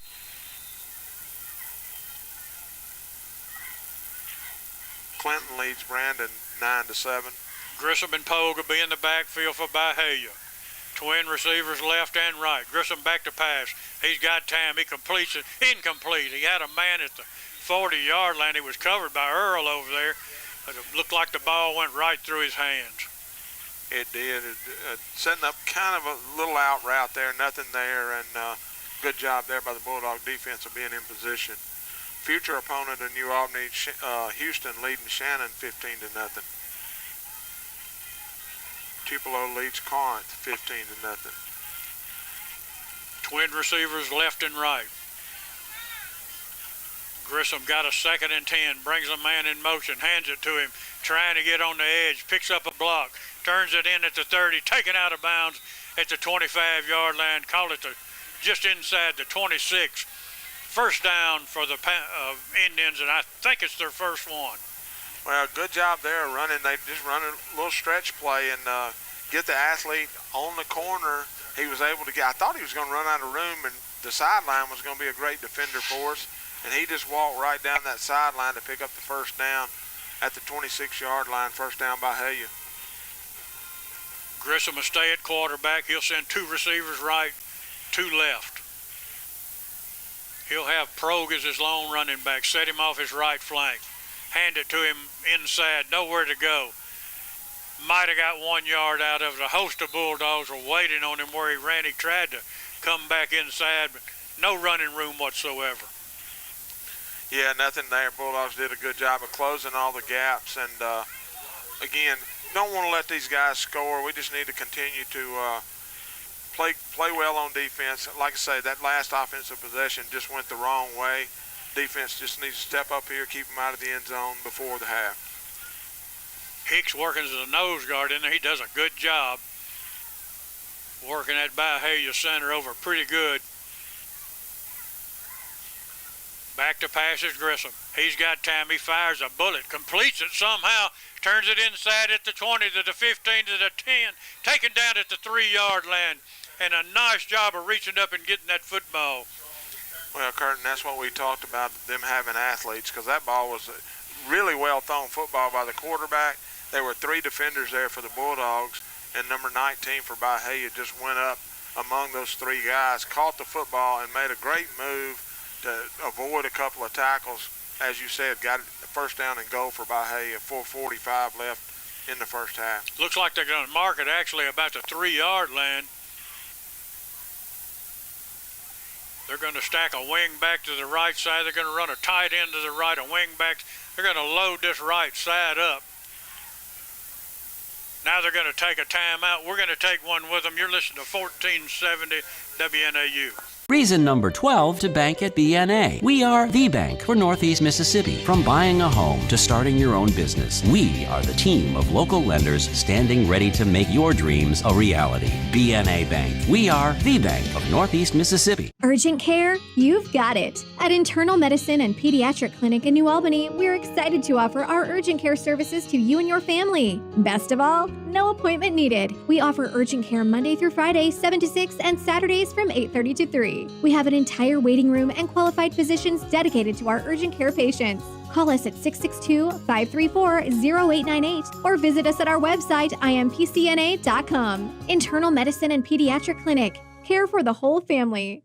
Reason number 18 to bank at BNA. Professional business solutions. Our experienced commercial lenders understand the sophisticated needs of today's businesses. We have all the products and services needed to make your business a success. BNA Bank, the bank of Northeast Mississippi. All right, we're back at Kitchens Field. As I said, we got 4:32 left in the first half, and Byhalia is having the most success they've had all night on offense, and got a couple of former Bulldogs that are now BNA Bank employees joining us in the booth, and I'm going to ask them to comment here. I'll call the play here, and then I'll get you guys. Y'all might want to get out of the banking business and get into broadcasting or something. He's going to take the snap. He's going to that direct snap to number 23. He runs around. Good job by the Bulldogs of shutting that down. Just joking with the guys. I've got obviously Whit Spencer here and Drew Dodds, 2 BNA Bank employees. Both played football at New Albany years ago. Guys, thanks for joining us. So when did y'all play football here? When did y'all graduate high school? I graduated in 2004. 2004. I graduated 2009. Golly.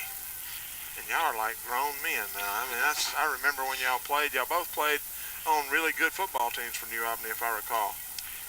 Did. We had several good seasons where we made it to the second round of the playoffs, I guess my sophomore and junior years. Again, Byhalia does a direct snap to number 23, and the Bulldogs do a super job of closing the gap there. And I believe that's going to bring up third down and goal, maybe 4th down and goal. We got 3:32, but guys, talk about what you're doing now. I guess we at first I know both of you are at BNA Bank, but talk a little bit about your life, your family, and what you're doing at work. Sure. Well, I've got a wife who teaches elementary school, kindergarten here in New Albany. We've got 2 kids in the New Albany school system, one in 3rd grade and one in pre-K. At BNA, I've been there and going on 5 years, and I'm in the. Oh, he scored. Go ahead. They did the direct snap again, the same thing they've done for the last about 5 or 6 plays with number 23, and that time he just beat the Bulldogs to the corner and was able to get into the end zone for the touchdown. So it's going to make it 19-6 pending the extra point by the Byhalia Indians. Right. So Whit, you when you watch a football game like this, does it bring back memories? Do you miss it, or is it too far along that you don't think about it anymore. You know, I was talking to somebody in the stands about it when I was here, and it's been the first game I've been back to in a while, and it definitely brings back memories, but, you know, it's obviously all the good ones. You know, there's you think about when you've played out here and scored, and definitely the last time I was out here playing, that was a pretty memorable night, you know, just being senior year and moving on, but definitely good memories out here. No doubt about it. The extra point by the Bulldogs, the Tallahatchie Gourmet extra point by the Indians was good. So with 2 minutes and 54 seconds left in the first half, the Bulldogs lead the Indians 19-7. So Drew, talk a little bit about yourself, your family, and what you're doing with B&A Bank. Sure. I married Lauren Teague. She grew up here in New Albany, high school sweetheart of mine. We live in Saltillo, Mississippi, and I work at the Barnes Crossing branch for B&A, which is located over there on Scruggs. Been there since 2000 and let's see, 15, June of 2015. I'm in the loan production side of it over there, so that's a lot of fun, getting out and meeting new people and helping them out with their financial needs. Don't have a family yet, just her and me, living over in Saltillo, hanging out, but you know, coming back here, like you said, ironically enough, the last team that I played in a maroon and white jersey was Oh, really? Yeah, Wow. that was my senior night in 2009. So walking back down and seeing Byhalia was a quick trip down to memory lane for me.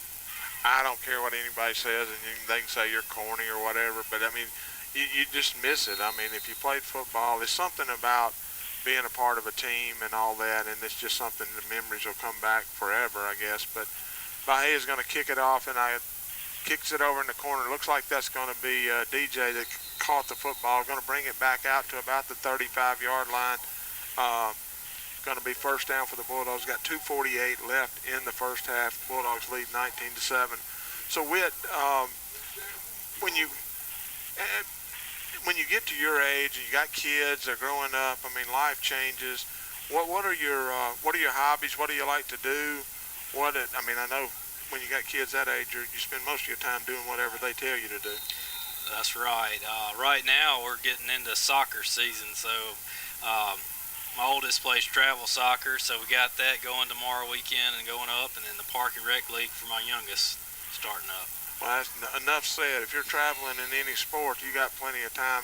I was talking to Chase Jeter the other day and said we had like almost 500 kids sign up for soccer, so that's exciting that we've got that going on. Bulldogs going to run one off of right tackle there. Looks like they're going to pick up about 4 yards. Joe's got 3 receivers to his left. He's got a running back to his left side. He takes the snap. He's going to hand it right up the middle. He's going up the middle. Nobody there. Looks like, and Cody's going to get grabbed by the jersey. Big play. Good blocking by the Bulldog front wall. Big pickup. First down.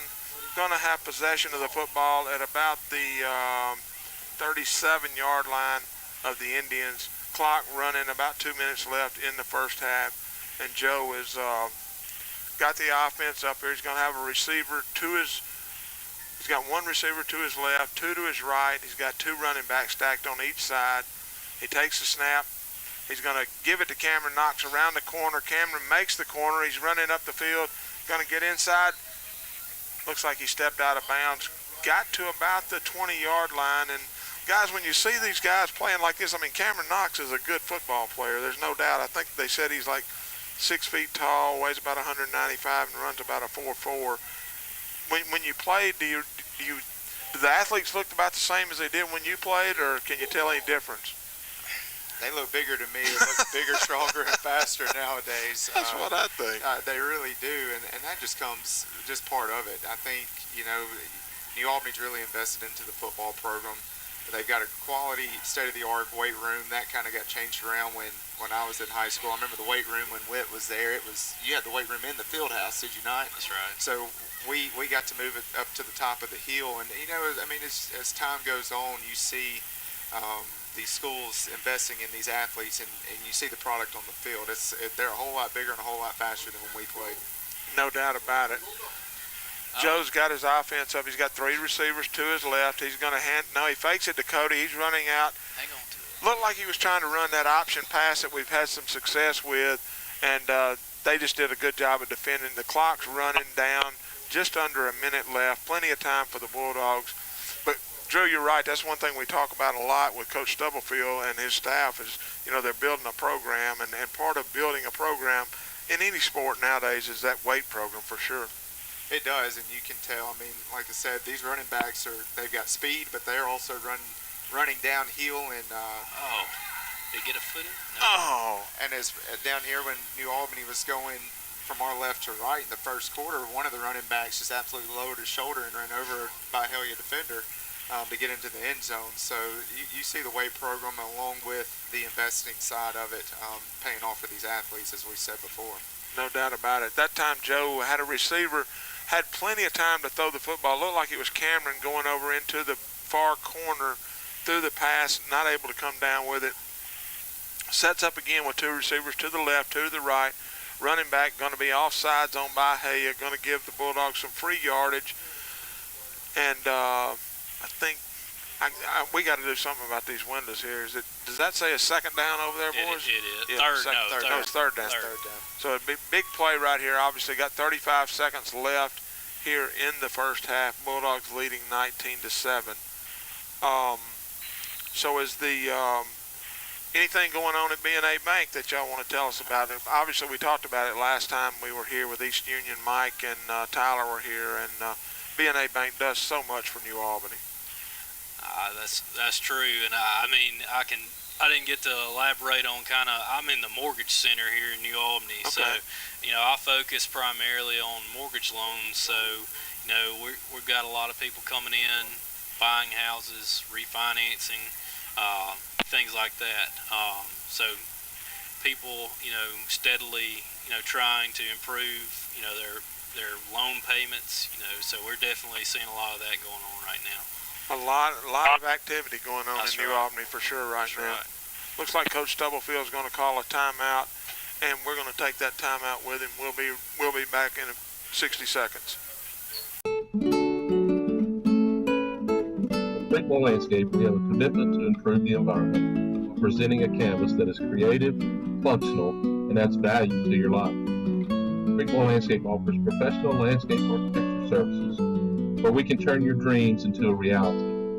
We also have the experienced staff to properly build your landscape from hardscape, plant installation, irrigation, drainage, and lighting systems. Our maintenance professionals can keep your landscape performing at its best. Brickmore Landscape, we're in the business of nature. Quality jewelry never goes out of style. That's why Van Atkins showcases a beautiful antique and estate jewelry collection. The craftsmanship and elegance of days past can still be worn and enjoyed today. From museum quality masterpieces to affordable vintage looks, we have something for everyone. We're also in the market for your unwanted jewelry that needs a new home. For the finest treasures that only get better with age, come to Van Atkins Jewelers, historic downtown New Albany. Timeout. 19-7, Bulldogs lead the football game. Going to be fourth down. The Bulldogs are running out like they did earlier. They just run out and run straight to the line of scrimmage. Actually Cam's going to take the snap. They loaded up to the left side. Byhalia does a good job. It looked like he got in the end zone for the touchdown. Bulldogs going to go up 25-7 pending the extra point. Again, we talked about it earlier. Cam, just a super athlete. Good job by the offensive line and the backs blocking, and just direct snap to Cam. He pulls it around to the left side for the touchdown. Always good to get a score right before the half. No doubt about it, because the game, we talked about it earlier, how the game, you get ahead like that, everything comes easy, and then all of a sudden you start getting a little lazy and blah, blah, blah. Well, they did a good job. You got to give Byhalia credit, but good answer right there by the Bulldogs to take back control of this football game. That's right. Looks like we're going to go for two here. Joe's coming up, going to have two wings set, kind of like a little wing tee option thing going. He's going to bring Cody around and pitches it to Cody, and Cody goes right up the middle, untouched into the end zone. Touchdown, or extra point, Bulldogs lead 27-7. We're going to take a break right now. You don't want me to take a break? Okay, sorry. We're going to hold it right here. David Good's going to get with Coach Cody Stubblefield, and Coach Stubblefield should be pretty satisfied with that first half of play. David, take it away. All right, thanks, Kirk. We're getting with Cody right now. Coach, got to be happy with your team first half. Getting the score there late, had a couple of mistakes. We're going to fix up at halftime. I think it's a continuation. I mean, the defense is playing hard. They're flying around. We put the ball on the ground. We never are happy about that with Cameron doing it one time. And then we got a penalty or double penalties back to back right there, one of them being a personal foul, which backed us up. So, the 2 times we've stopped ourselves, we missed a field goal, and then we stopped ourselves twice. I think Cam's touched the ball 5 times for him for touchdown. Yeah, we continue to be creative and get him the ball, and there's no question. Good luck to the rest of the game. Thank you. We're going to take about a 2-minute break. Thank you, guys. We're going to take about a 2-minute break, then we'll be back, visit with Drew Dodds and Whit Spencer here at Kitchens Field. This program is brought to you by Union Lumber Company, a part of... Reason number 18 to bank at BNA, professional business solutions. Our experienced commercial lenders understand the sophisticated needs of today's businesses. We have all the products and services needed to make your business a success. BNA Bank, the bank of Northeast Mississippi. Insurance agencies and companies may appear to be the same on the surface, but you'll discover a world of difference when you look a little closer. The biggest difference is the people who serve you. At Collins Insurance Agency, we've been through the good times and the not so good times too, always serving the people of this area with the very best in insurance coverage from some of the world's finest insurance companies. Collins Insurance Agency in New Albany. Reason number 12 to bank at BNA. We are the bank for Northeast Mississippi. From buying a home to starting your own business, we are the team of local lenders standing ready to make your dreams a reality. BNA Bank. We are the bank of Northeast Mississippi. We're here for about 8 or 9 minutes, then we'll send it to you for the band. Okay, all righty. Insurance agencies and companies may appear to be the same on the surface, but you'll discover a world of difference. Reckon George was listening when I put a word into him. Maybe he was. Maybe he was.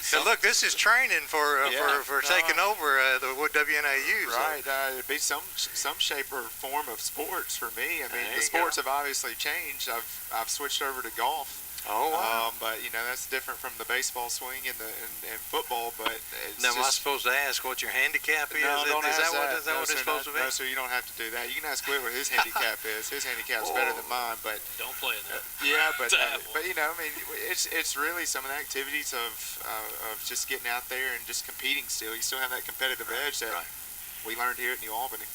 Yeah, you're exactly right. I was a few years ahead of you guys in school here, and same thing. You learn so much just in athletics and just for things to do in life later on. Lost someone on this day. Sons, daughters, mothers, fathers, grandmothers, grandfathers, nieces, nephews, aunts, uncles, and even cousins. At this time, let us observe a moment of silence in remembrance of their sacrifice. Let us also lift up their family members in our hearts, thoughts, and prayers on this anniversary of such a tragic day in our country's history.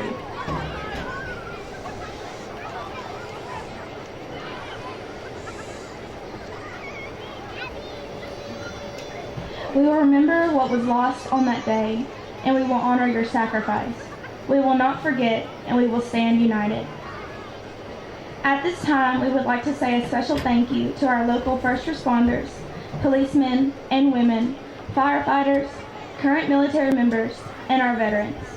Thank you for your service, dedication to others, and the sacrifice you have made to serve your country and our community. We also applaud your determination and hard work to not let another attack like this ever happen again. Let's stand and give them a round of applause.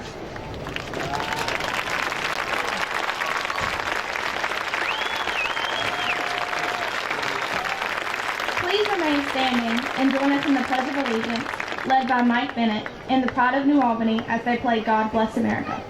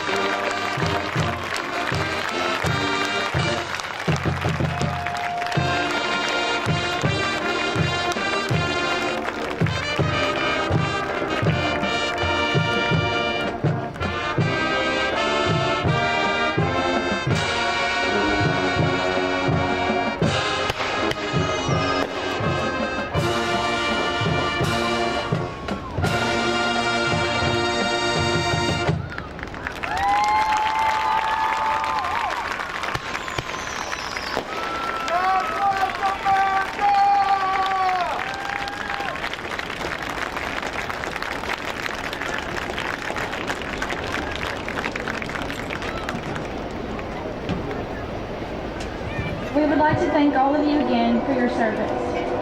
This concludes our ceremony.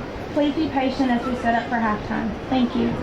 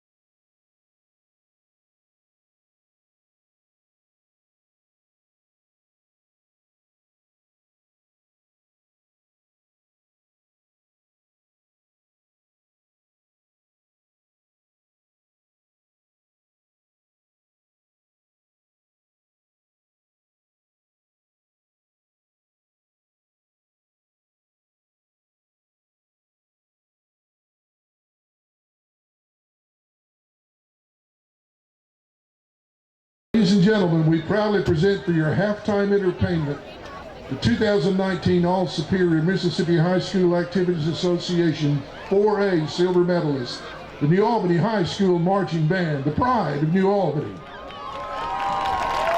This year's show is entitled Clues. Tonight the band will perform the first movement of their show. Drum Major Janiah Rutherford is the band ready.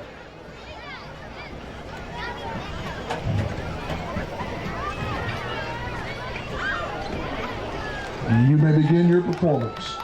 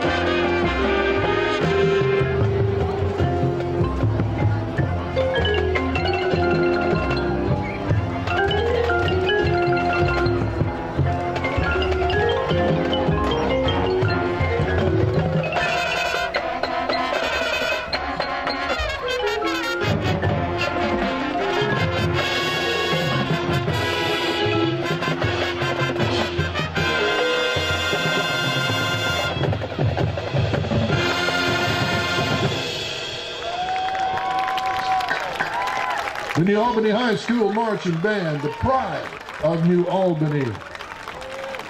Auxiliary captain is Katie Evans. Percussion captain is Stephen Calthart. Adjunct staff includes Jim Muncie, Jaylee Ragsdale, Joseph Rutherford, Drew Darling, Madison Cotton, and Grant Ritchie.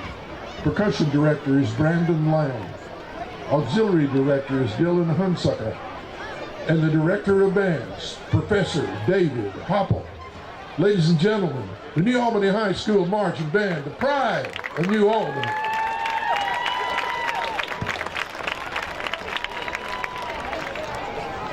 Chuck Cooper and Van Atkins want to be your family jewels. Gemstones are the touchstones of life. We are here to advise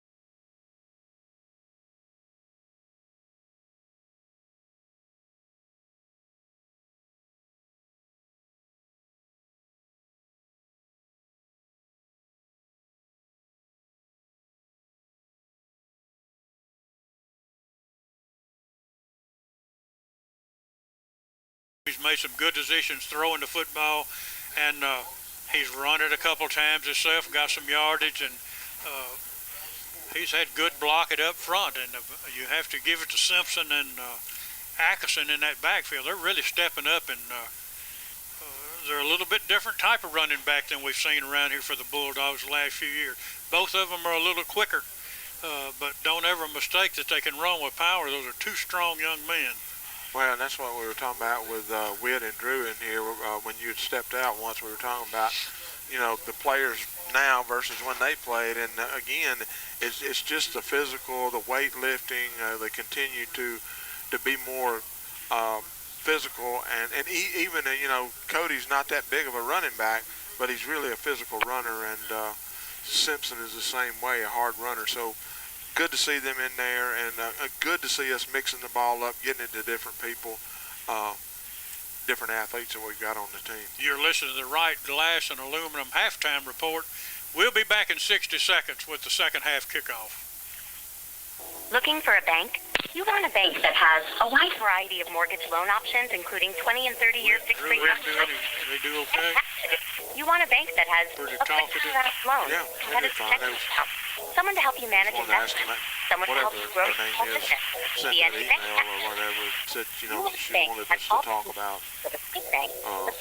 So we didn't talk a lot about the bank. PNC Bank is that bank. New Albany and Tupelo member. I think the whole deal's stupid. If they want to pay for it, that's their business. You find the best brands of appliances in this area. Sure. It's Wyndham TV and Appliance on Bacon Street at the foot of the bridge, downtown New Albany. We have I didn't see the email. Bridgenet Appliances. Might not have been an email. Somebody may have sent us a text. Bridgenet Appliances. Washers, dryers, ranges, dishwashers. We have it all at Wyndham TV and Appliance. And we service what we sell. Wyndham TV and Appliance. Phone 534-9718. All right, take it away. All right, we're back at Kitchens Field. Both teams are now through stretching, running to the sideline, getting ready to get this second half underway. And the kickoff, the Bulldogs will be receiving the second half kickoff. They won the toss and deferred to the second half. This kickoff, as all kickoffs, is brought to you by Northeast Mississippi Community College. Northeast has began their athletic season. They had 5 home games this year. Last night they had a tough loss to number 6 ranked Gulf Coast, 18-16. They will host Hines on September the 16th.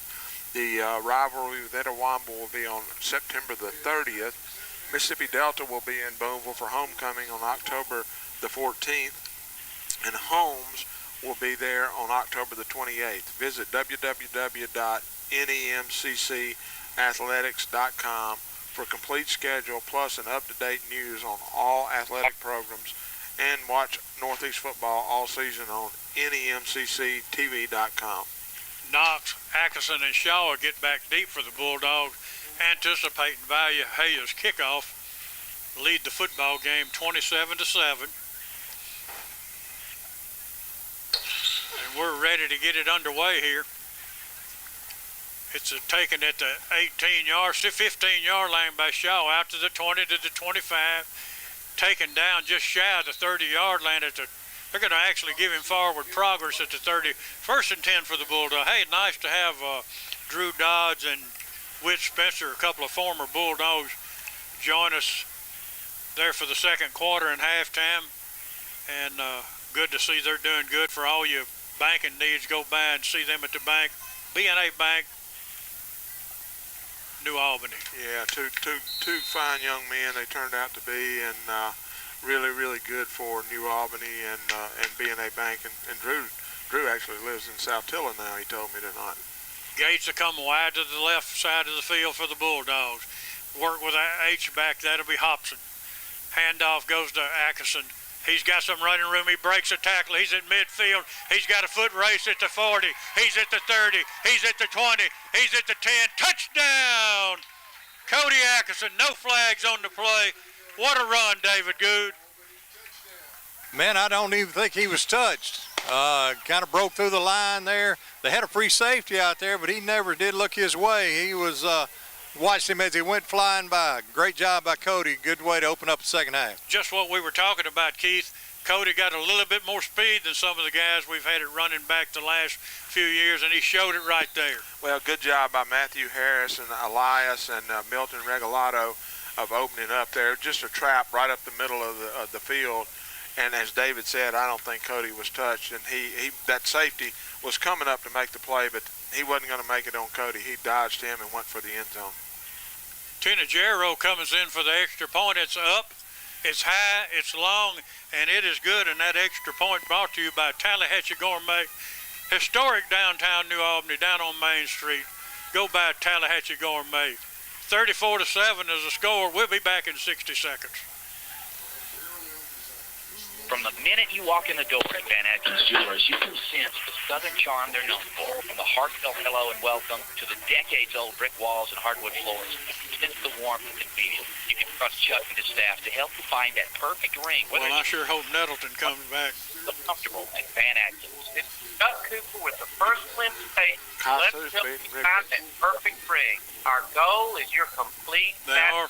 You beat Dick Ripley or Casa? Family under law. I think. Worth it. That's Consu's beating them. 13-7 on here. Diner is the state right here in New Albany. Yes, it's Consu's Diner. It could not be up to date, though. West Pickhead Street. Come get a great lunch with the Blue Plate Special each day, or a great breakfast in the morning. It opens 6 a.m. to 2:30 Monday through Saturday. Two Sisters Diner has all kinds of old-fashioned cooking, so come on by for a great meal. Two Sisters Diner, 514 West Bankhead, New Albany. Now open Friday and Saturday night. All right, take it away. New Albany Bulldogs have gone up 34-7 with 11:41 remaining in the third quarter. As Miss Kelly tees it up for the Bulldogs, he comes on. It's going to be a high, long kick, fielded at 12. It's fumbled out to the 20, still on the ground. We've got a scramble, and I think a Bulldog has the football. Yep, I believe you're going to be correct there, Kurt. And basically, the guy just was kind of fumbling around with it, and just he was looking up. I think he was afraid he was fixing to get hit. And David, what did you see down there? You're exactly right. He's still on the ground. I think he did get hit after he looked up and tried to see who was coming. But Bulldogs doing an excellent job on the receiving or on the kicking team tonight, on tackles and getting after the ball.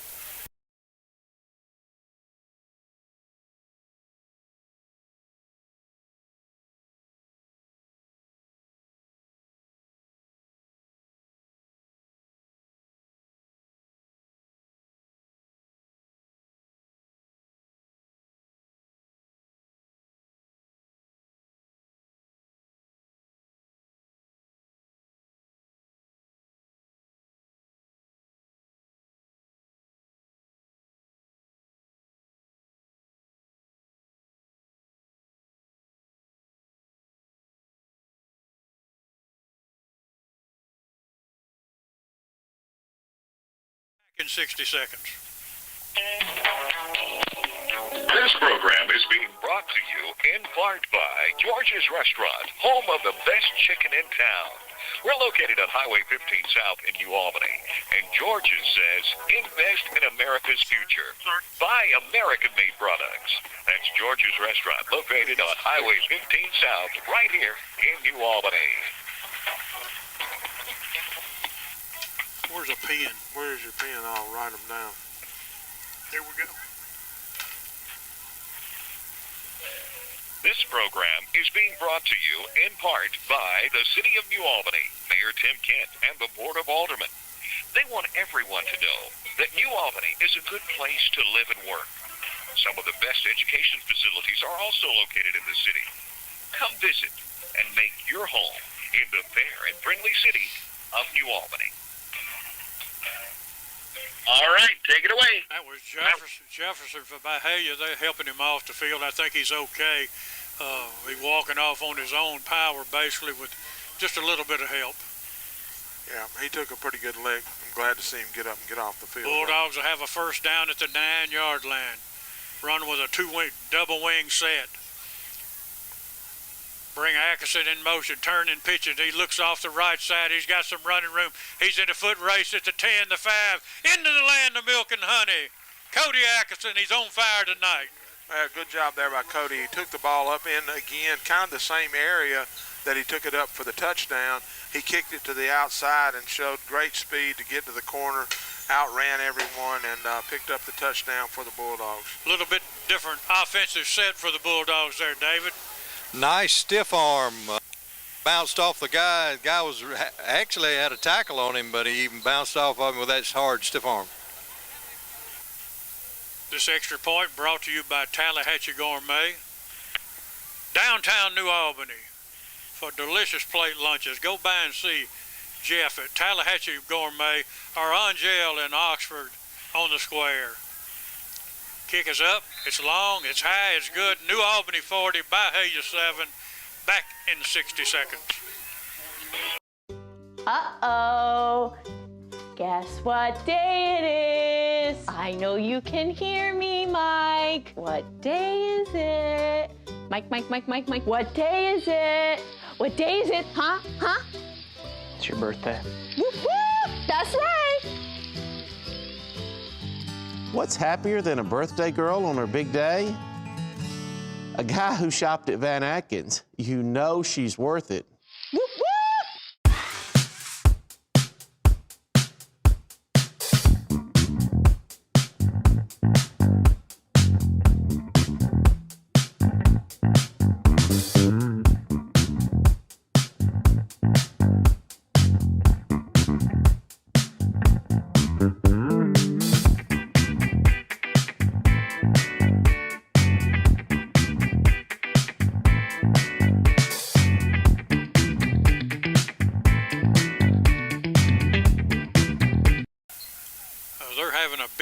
Night at Myrtle, and New Albany Bulldogs having a big night here at Kitchens Field, 41-7 lead over the Byhalia Indians.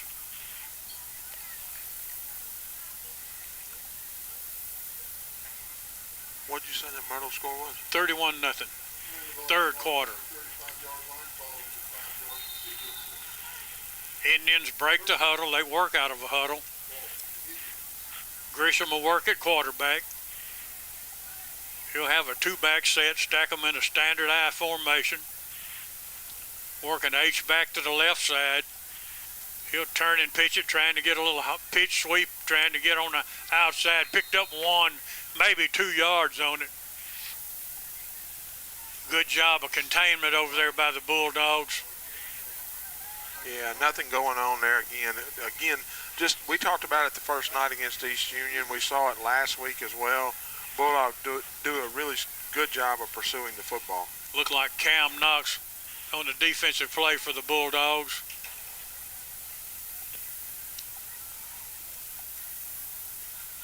Grisham will stay with that standard I formation. He'll set a tight end to his left and an H-back to his left. Bulldogs with a 3-down lineman set. Penetration in the backfield, nowhere to go. Gonna lose a couple of yards on it. Bulldogs just swarming the ball carrier. You called it, Kurt. Penetration was the key there. The Bulldogs were in the backfield before that play ever really got started.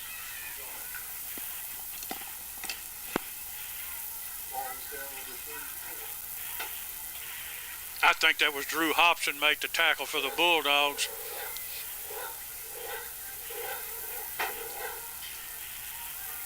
It's going to bring up a 3rd down.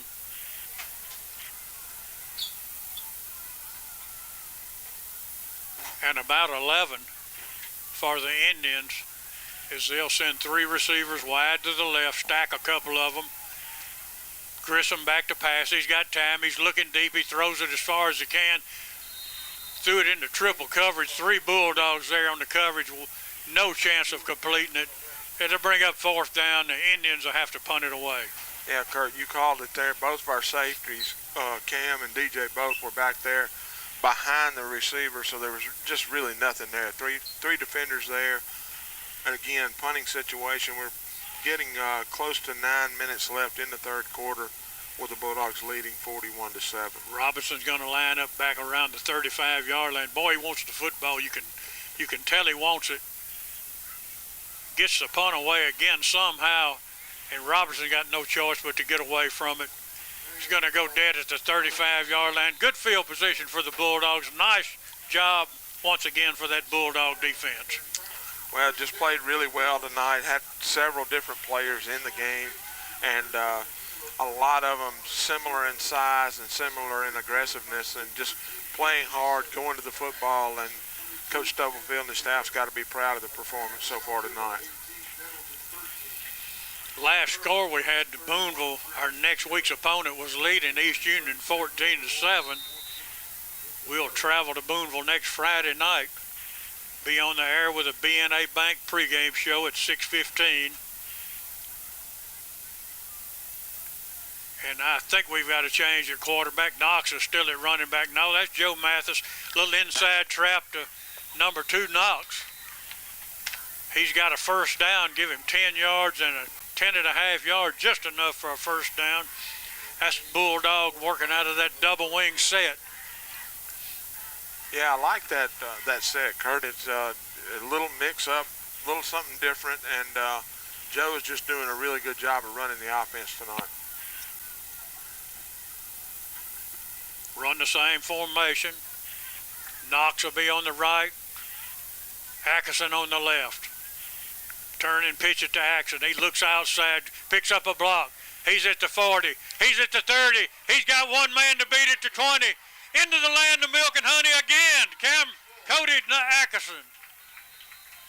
And Cody's having a night.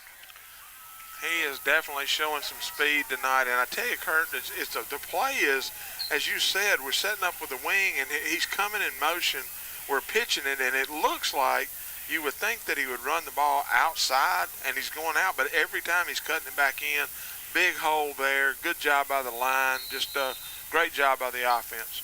Like you say, brings it back inside. Then he's picked up a block, and he's run the football off of that block. And then once it's a foot race, nobody's going to catch him. No, he's winning that race every time. Cody, a junior. He's going to be just as good as he wants to be. Well, we talked about it. You know, he's got some speed, but he's physical too. So for a smaller guy, he's really physical. Tallahatchie Gourmet up. Kick extra point is up, and it's good. Bulldogs 47, Byhalia 7, 6:15 remaining in the fourth quarter. Third quarter. Third quarter.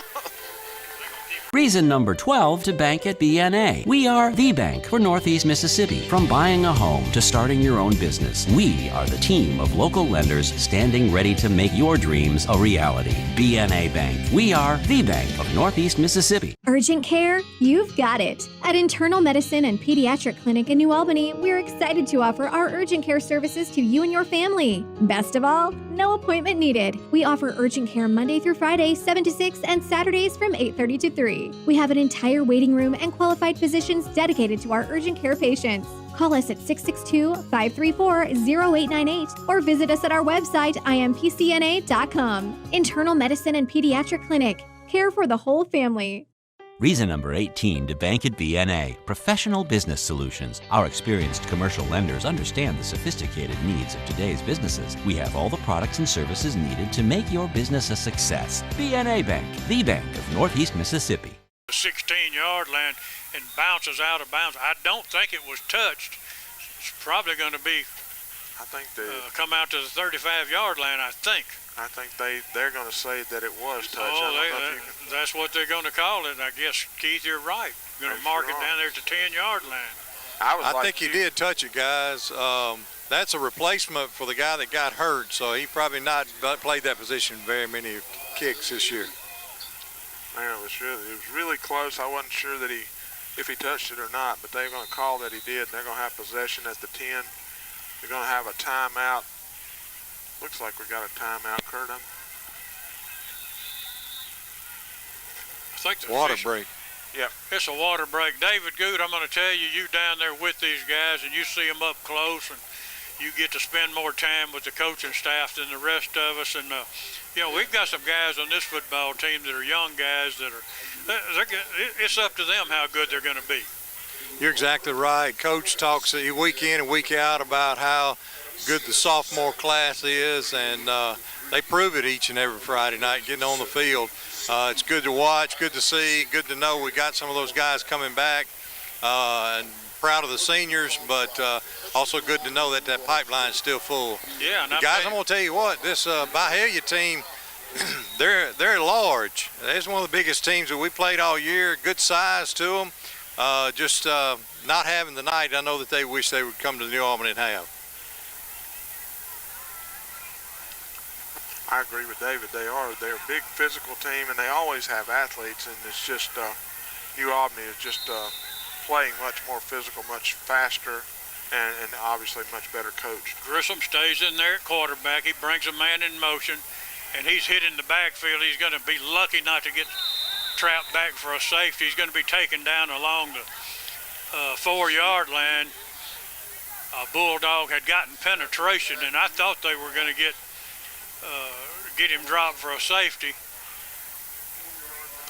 He'll lose about 5 yards on it, make it 2nd and 15. Yeah, I'm not sure who made the initial penetration, but it threw the play all out of whack, and he ran back and was able to get out of the end zone, but did lose yardage on the play.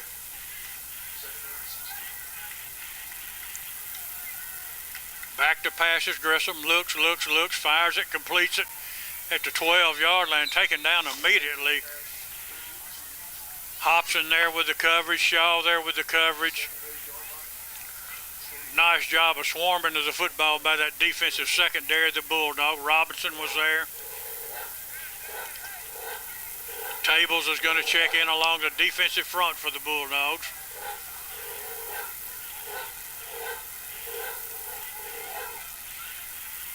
Third down, looks like about 12. The Bulldogs shift along the line of scrimmage a little. I don't know what the flag is. I think they're going to call illegal procedure on the Indians, David. That is correct. Had a guy kind of jump on the line. When New Albany tried to shift, he thought they were on there coming.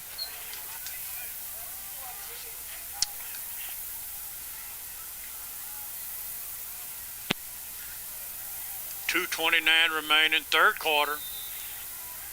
Clock continues to run.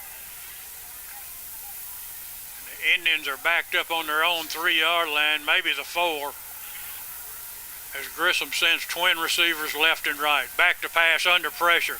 Dumps it off, completes it actually out to the 7-yard line. Number 21 for the Bulldogs there. That's Bullock, but let me tell you, you talk about under pressure. He got hit back there about the time he released it. He did. He was under pressure from the beginning. I'm not sure if that was, I think it might have been Simpson coming in on the pressure, and you said that Bullock was there. There was 2 other Bulldogs right there with Bullock.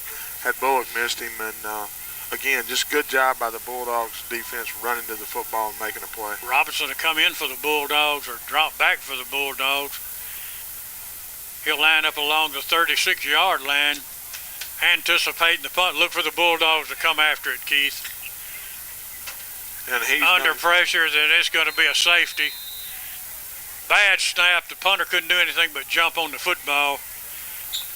Give the Bulldogs 2 points, and they'll punt it away or kick it away from the 20-yard line. Yeah, you said it, Kurt. It was a bad snap, just rolled right between his legs. He did the smart thing. He just fell on the football. There was no chance of him being able to get it off. Bulldogs are going to get 2 points, make it 50-7 with 1:17 left in the third quarter.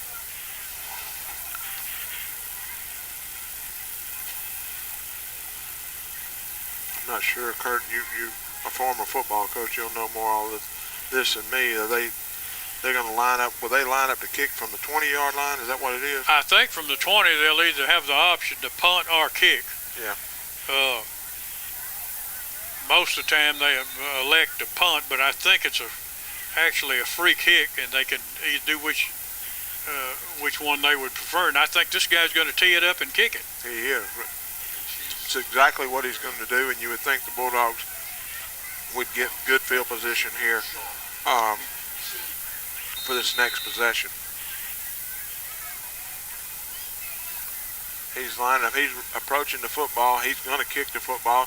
Pretty good kick. Going to be caught just inside the 40-yard line, just outside the 40-yard line by a Bulldog. Going to return it to the Byhalia, looks like about 47-yard line, where the Bulldogs will take possession of the football, leading the football game 50-7 with just under a minute left in the third quarter. And now Myrtle's gone up on Thrasher 38-7. Good job by the Hawks. Looks like Coach Stubblefield's about to work in some of the younger guys here. As I see some of the players, Cody Atkinson and Cam, coming over, taking their helmets off. Looks like the offensive line and Joe are still in there. Got a few different guys in the backfield. East Union has taken a 21-14 lead over the Boonville Blue Devils. That's the third quarter score. Looks like we ran a little crossbuck there, and the Bulldogs have got the ball going down the sideline. He trips and falls, and I'm not 100% sure who that was carrying the football. I think Zach Clay. Number 25. That's exactly who it was, Zach. And again, Kurt, we did what we've been doing all night. We had the wings on both sides, and we kind of faked it like we were coming left and hit Zach, handed him the ball coming back to the right side. He hit the gap, and big pickup for the Bulldogs. Got some guys that can really run. That ends the third quarter. We'll be back with the fourth quarter after these messages. At Brickmore Landscape, we have a commitment to improve the environment while presenting a canvas that is creative, functional, and adds value to your life. Brickmore Landscape offers professional landscape architecture services where we can turn your dreams into a reality. We also have experienced staff to properly build your landscape from hardscape, plant installation, irrigation, drainage, and lighting systems. Our maintenance professionals can keep your landscape performing at its best. Brickmore Landscape, we're in the business of nature. Quality jewelry never goes out of style. That's why Van Atkins showcases a beautiful antique and estate jewelry collection. The craftsmanship and elegance of days past can still be worn and enjoyed today. From museum quality masterpieces to affordable vintage looks, we have something for everyone. We're also in the market for your unwanted jewelry that needs a new home. For the finest treasures that only get better with age, come to Van Atkins Jewelers, historic downtown New Albany. Of the football, 1st and 10 from the 10-yard line, 1st and goal from the 10-yard line, and Bulldogs are coming to the line of scrimmage. Joe is still in at quarterback. Kurt, I'll turn it over to you. It looks like Bolin working as a running back for the Bulldogs with Shaw and Axon is the wings. Turning pitcher to Axon, turns up, looks inside, nowhere to go. This time he kept it outside, Keith, and there was no running room whatsoever. I think that was that. That was Clay again. Yeah. That was not his 25. Got his shirt wadded up with that rib pad on the back, hard to see, but he's an exciting looking runner right there for 11th grader. Looks like a good runner. Most of these guys look good. They do. The future really looks bright for the New Albany Bulldogs.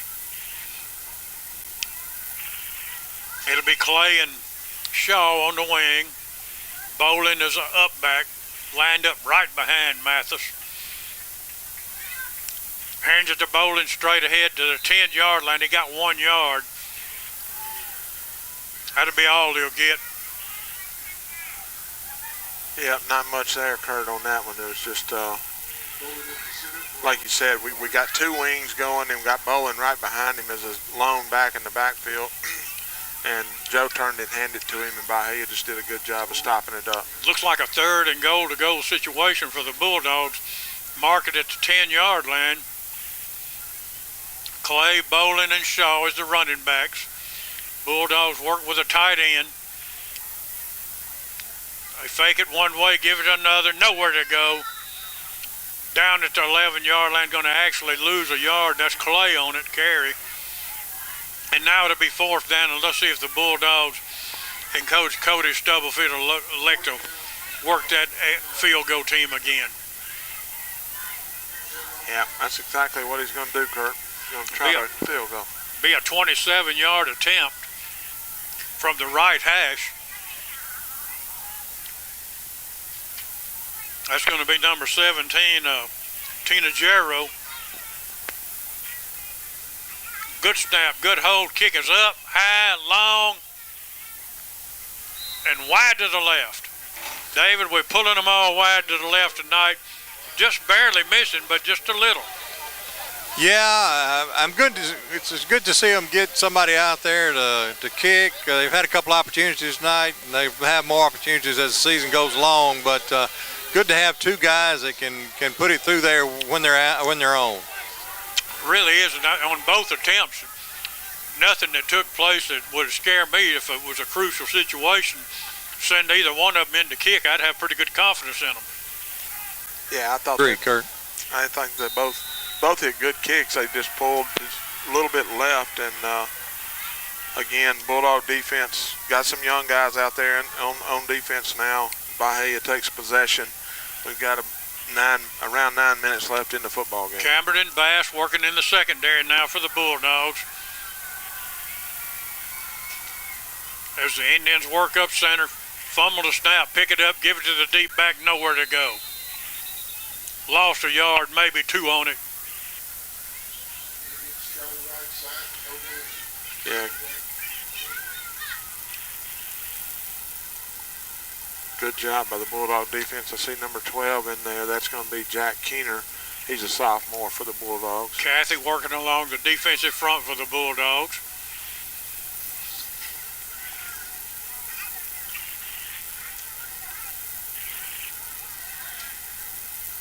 Under center is Grissom. He's got an eye backfield, hands it to the deep back. Just can't find anywhere to go. He bobbled the football, luckily held on to it. It'll bring up 3rd and 10 for the Bulldogs.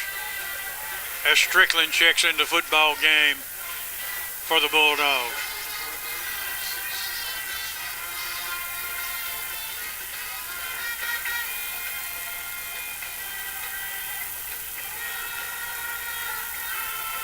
Third and 10.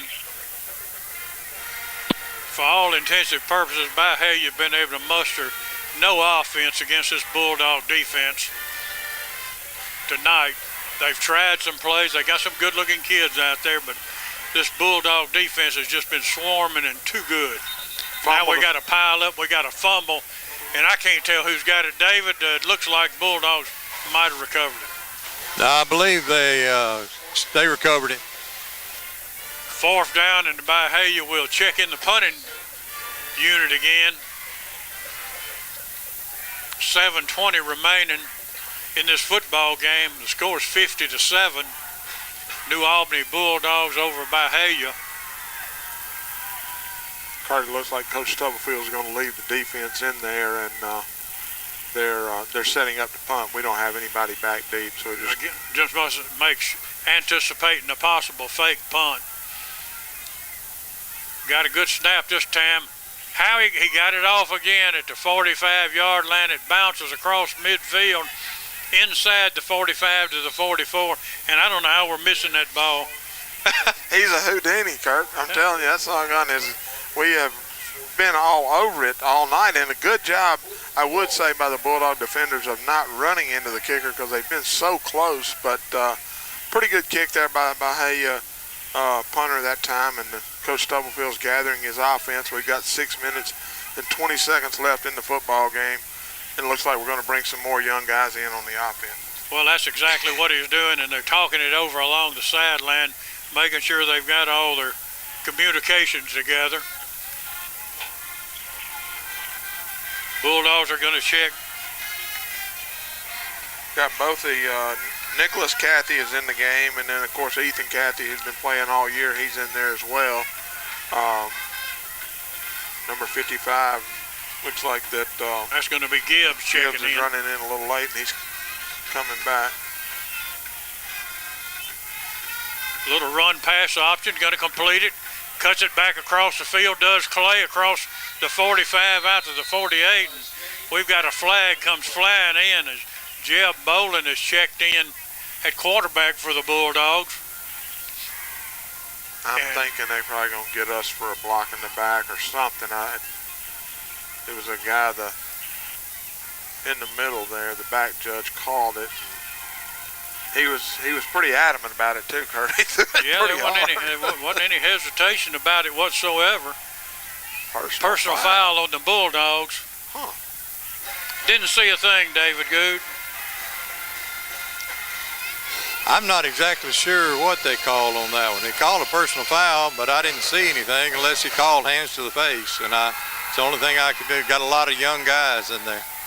It'll back the football up. They'll finally mark it along the 38-yard line. It'll remain first down. It'll be a 1st and 17. Got number 10 in for the Bulldogs, Paul Cooper Owen. He's in a receiver, a 9th grader.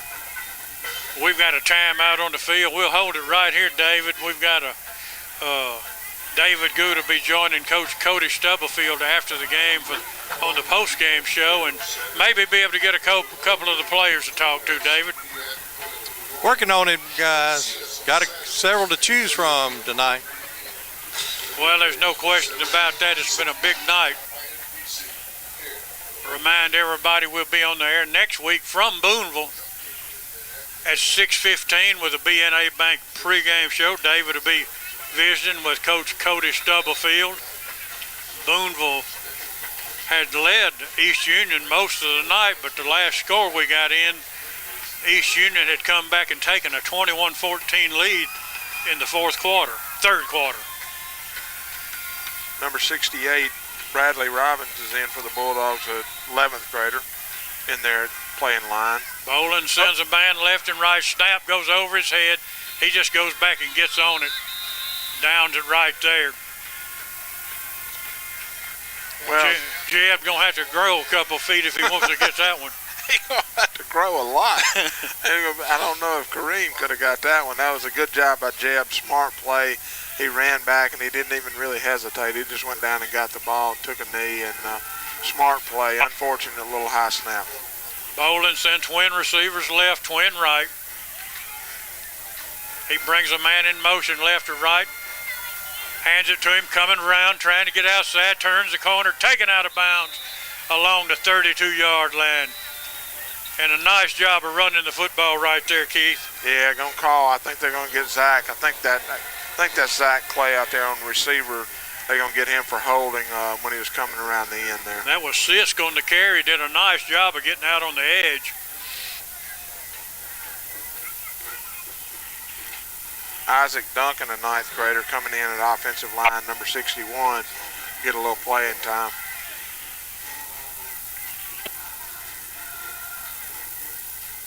Back them up. Them being the Bulldogs. They're going to mark it at the 12-yard line. And we've run some nice plays, but we've had a penalty or two to nullify them. Yeah, again, got some young guys in there, but still running same plays, and they're working, just getting a little penalty every once in a while here and there. Bolin will work with a lone running back. He's got the snap, hands it straight ahead. A little bit of running room, picks up a block across the 20-yard line out to the 21. Nice job of running the football. Who was that? Number 6? Is that number 6? David, can you tell what number that was? That's number 6. Yeah, this is Ion Robinson there, and he's a 9th grader as well, and did a really good job of running hard. We got some guys I like about it. We got a bunch of guys, and a bunch of them want to run that football. When they get it, they don't miss their opportunity. Kurt, we've had some of the longest third downs. This is a 3rd and what, 25 it looks like? It's too far, I can't tell yet. Bolin will work with 2 running backs set. Delay of the game, guys.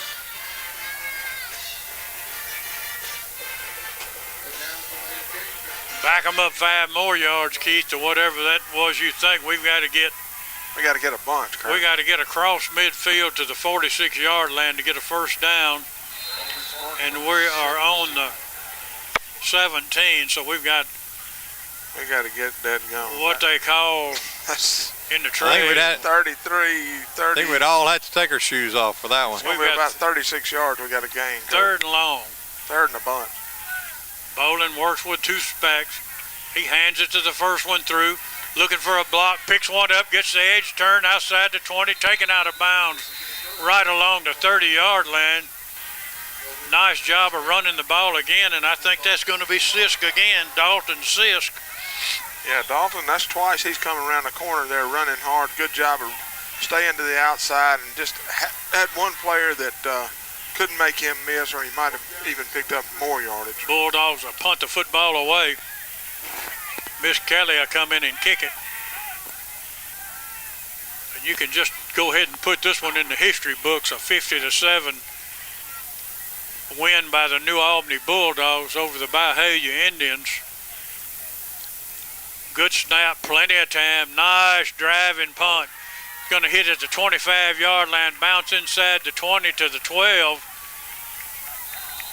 With 31 seconds left, the Indians from Byhalia take the football,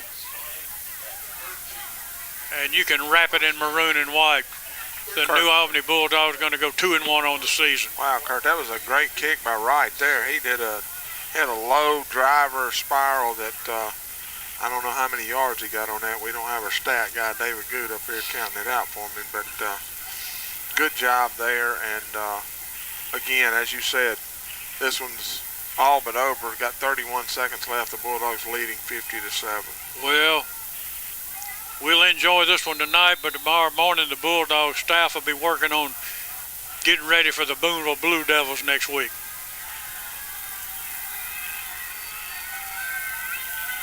Indians are going to have one play to run with 28 seconds remaining on the clock. And they're basically going to take a knee and run the clock out.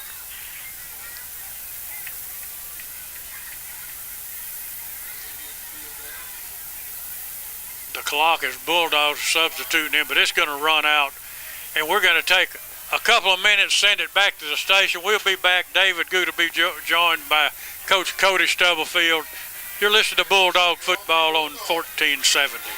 Reason number 18 to bank at BNA, professional business solutions. Our experienced commercial lenders understand the sophisticated needs of today's businesses. We have all the products and services needed to make your business a success. BNA Bank, the bank of Northeast Mississippi. Insurance agencies and companies may appear to be the same on the surface, but you'll discover a world of difference when you look a little closer. The biggest difference is the people who serve you. At Collins Insurance Agency, we've been through the good times and the not-so-good times, too, always serving the people of this area with the very best in insurance coverage from some of the world's finest insurance companies. Collins Insurance Agency in New Albany. Reason number 12 to bank at BNA. We are the bank for Northeast Mississippi. From buying a home to starting your own business, we are the team of local lenders standing ready to make your dreams a reality. BNA Bank. We are the bank of Northeast Mississippi. And headlining this year's event, Volley Hatchet.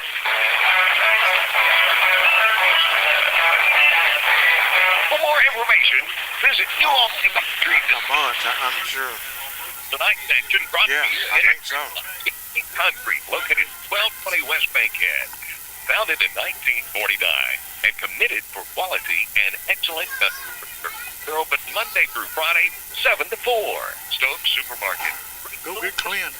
The great place to Tell me to get up here. 211 West Bankhead Street. Get this straight. All We owners. got the man you looking for up here, Keith. Clint, come on up. Service 402 Park Avenue. More action coming up.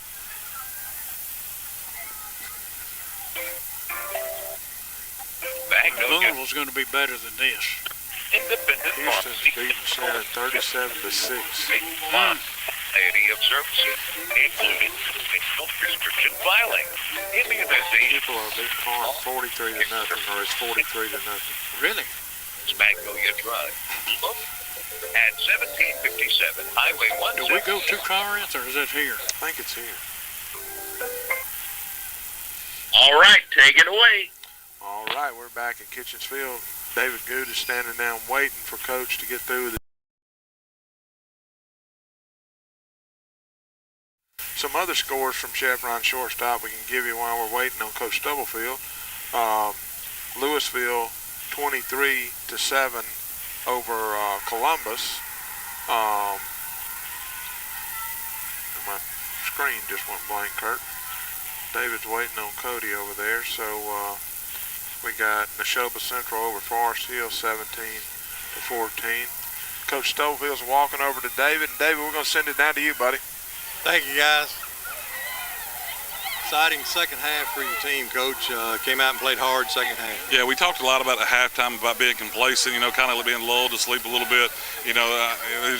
We got to where we put the ball on the ground, didn't execute, and, we know against that team we should have never been stopped. So talked about being complacent, talked about fixing, talking about playing for 48 minutes the second half, and guys came out and did well. Offensively, scored on the first 2 plays of the half. Defensively, they continue to play what they've been doing. We're excited about their effort for sure. Yeah, it's always good to see them come out in the second half. I know you were trying to keep that 0 on the score in the first half. I heard some of you guys out there that didn't want them to score, but we're always stingy. All those guys want 0 on the board. We talked about that a little bit. We talked about liking 50 on the other side of the scoreboard. So, bottom line, we're excited about the result. What do you need to work on for next week's game, Coach? We just got to keep getting better on offense. Defense, I think, still got to keep doing what they're doing. Running to the football, tackling. Offensively, we got to put things together. We got to make sure we take advantage of spacing on the edge, and offensive lines have got to continue to mesh and play well up front. We talk each and every Friday night about how well your special teams, like your kickoff return teams play. They get after the ball and do an excellent job. That's one thing you don't have to worry about on Friday night. Yeah, those guys, a lot of effort there. We're talking to our kickers a lot about the consistency as well, making sure we put the ball where we're supposed to. That's something those guys work out a lot. They're trying to improve and continue to do better and better. Ultimately, every one of those guys want to put ourselves in a position to be successful. And so that's why we're excited about their effort and excited about what they're doing. Able to get a couple of guys in tonight to kick extra points and field goals. It's always good. It may not have been successful, but it's good to get them in early in the season in case that opportunity comes up later in the year. Yeah, excited about them getting that experience when it ultimately really didn't matter. We'd have liked to have made both of them, but both of them got an opportunity. They'll remember that and they'll build off of it and they'll try to fix it for the future. All right, good deal. Congratulations, Coach. Good luck next week. Got a couple of guys here. Come on over, man. Come on over. I got Mr. Cody Atkinson here. This was our second half man this tonight. Tell us what it was like to get a couple of long touchdowns in there. Hey, it was great receiver blocking. My quarterback made great reads. The line, they were amazing. It was just a good second half. Showed a little bit of speed out there. Where'd that come from? Just a little bit. I had to turn it on. Not trying to get caught in open field. Had to finish the run. It's good to be your junior year. We're excited to see you out there Friday night. The explosiveness coming through the line. I know CJ's down this week, and everybody kind of stepped up to kind of help him out. Yes, sir. Our team is doing a great job of stepping up. It's sad about CJ, but we just got to continue the season, finish it for him. Congratulations. We'll see you next Friday night. Got another one here. Come on over here. Come on over here, Cam. Come on over here, Cam. I got Cam Knox here. Cam, in the first half, I didn't think they were going to be able to tackle you. You had about 5 touches. I think 4 of them went for touchdowns. Yes, sir. Tell us what it feels like out there on Friday night, just getting the ball in your hands and getting into the end zone. Man, it feels good, man. This was a great game. It just really opened everybody's eyes up. Yeah, they had some really good-sized athletes out there on the team. Y'all did a good job of blocking and getting out of the way and making some good runs. Yes, sir, we did. All of our receivers was blocking and the whole line, man. Big shout out to them. Good deal. Congratulations on the night that you had tonight. We're looking forward to next Friday night. Yes, sir. Thank you. Yeah, all right. All right, back to you guys.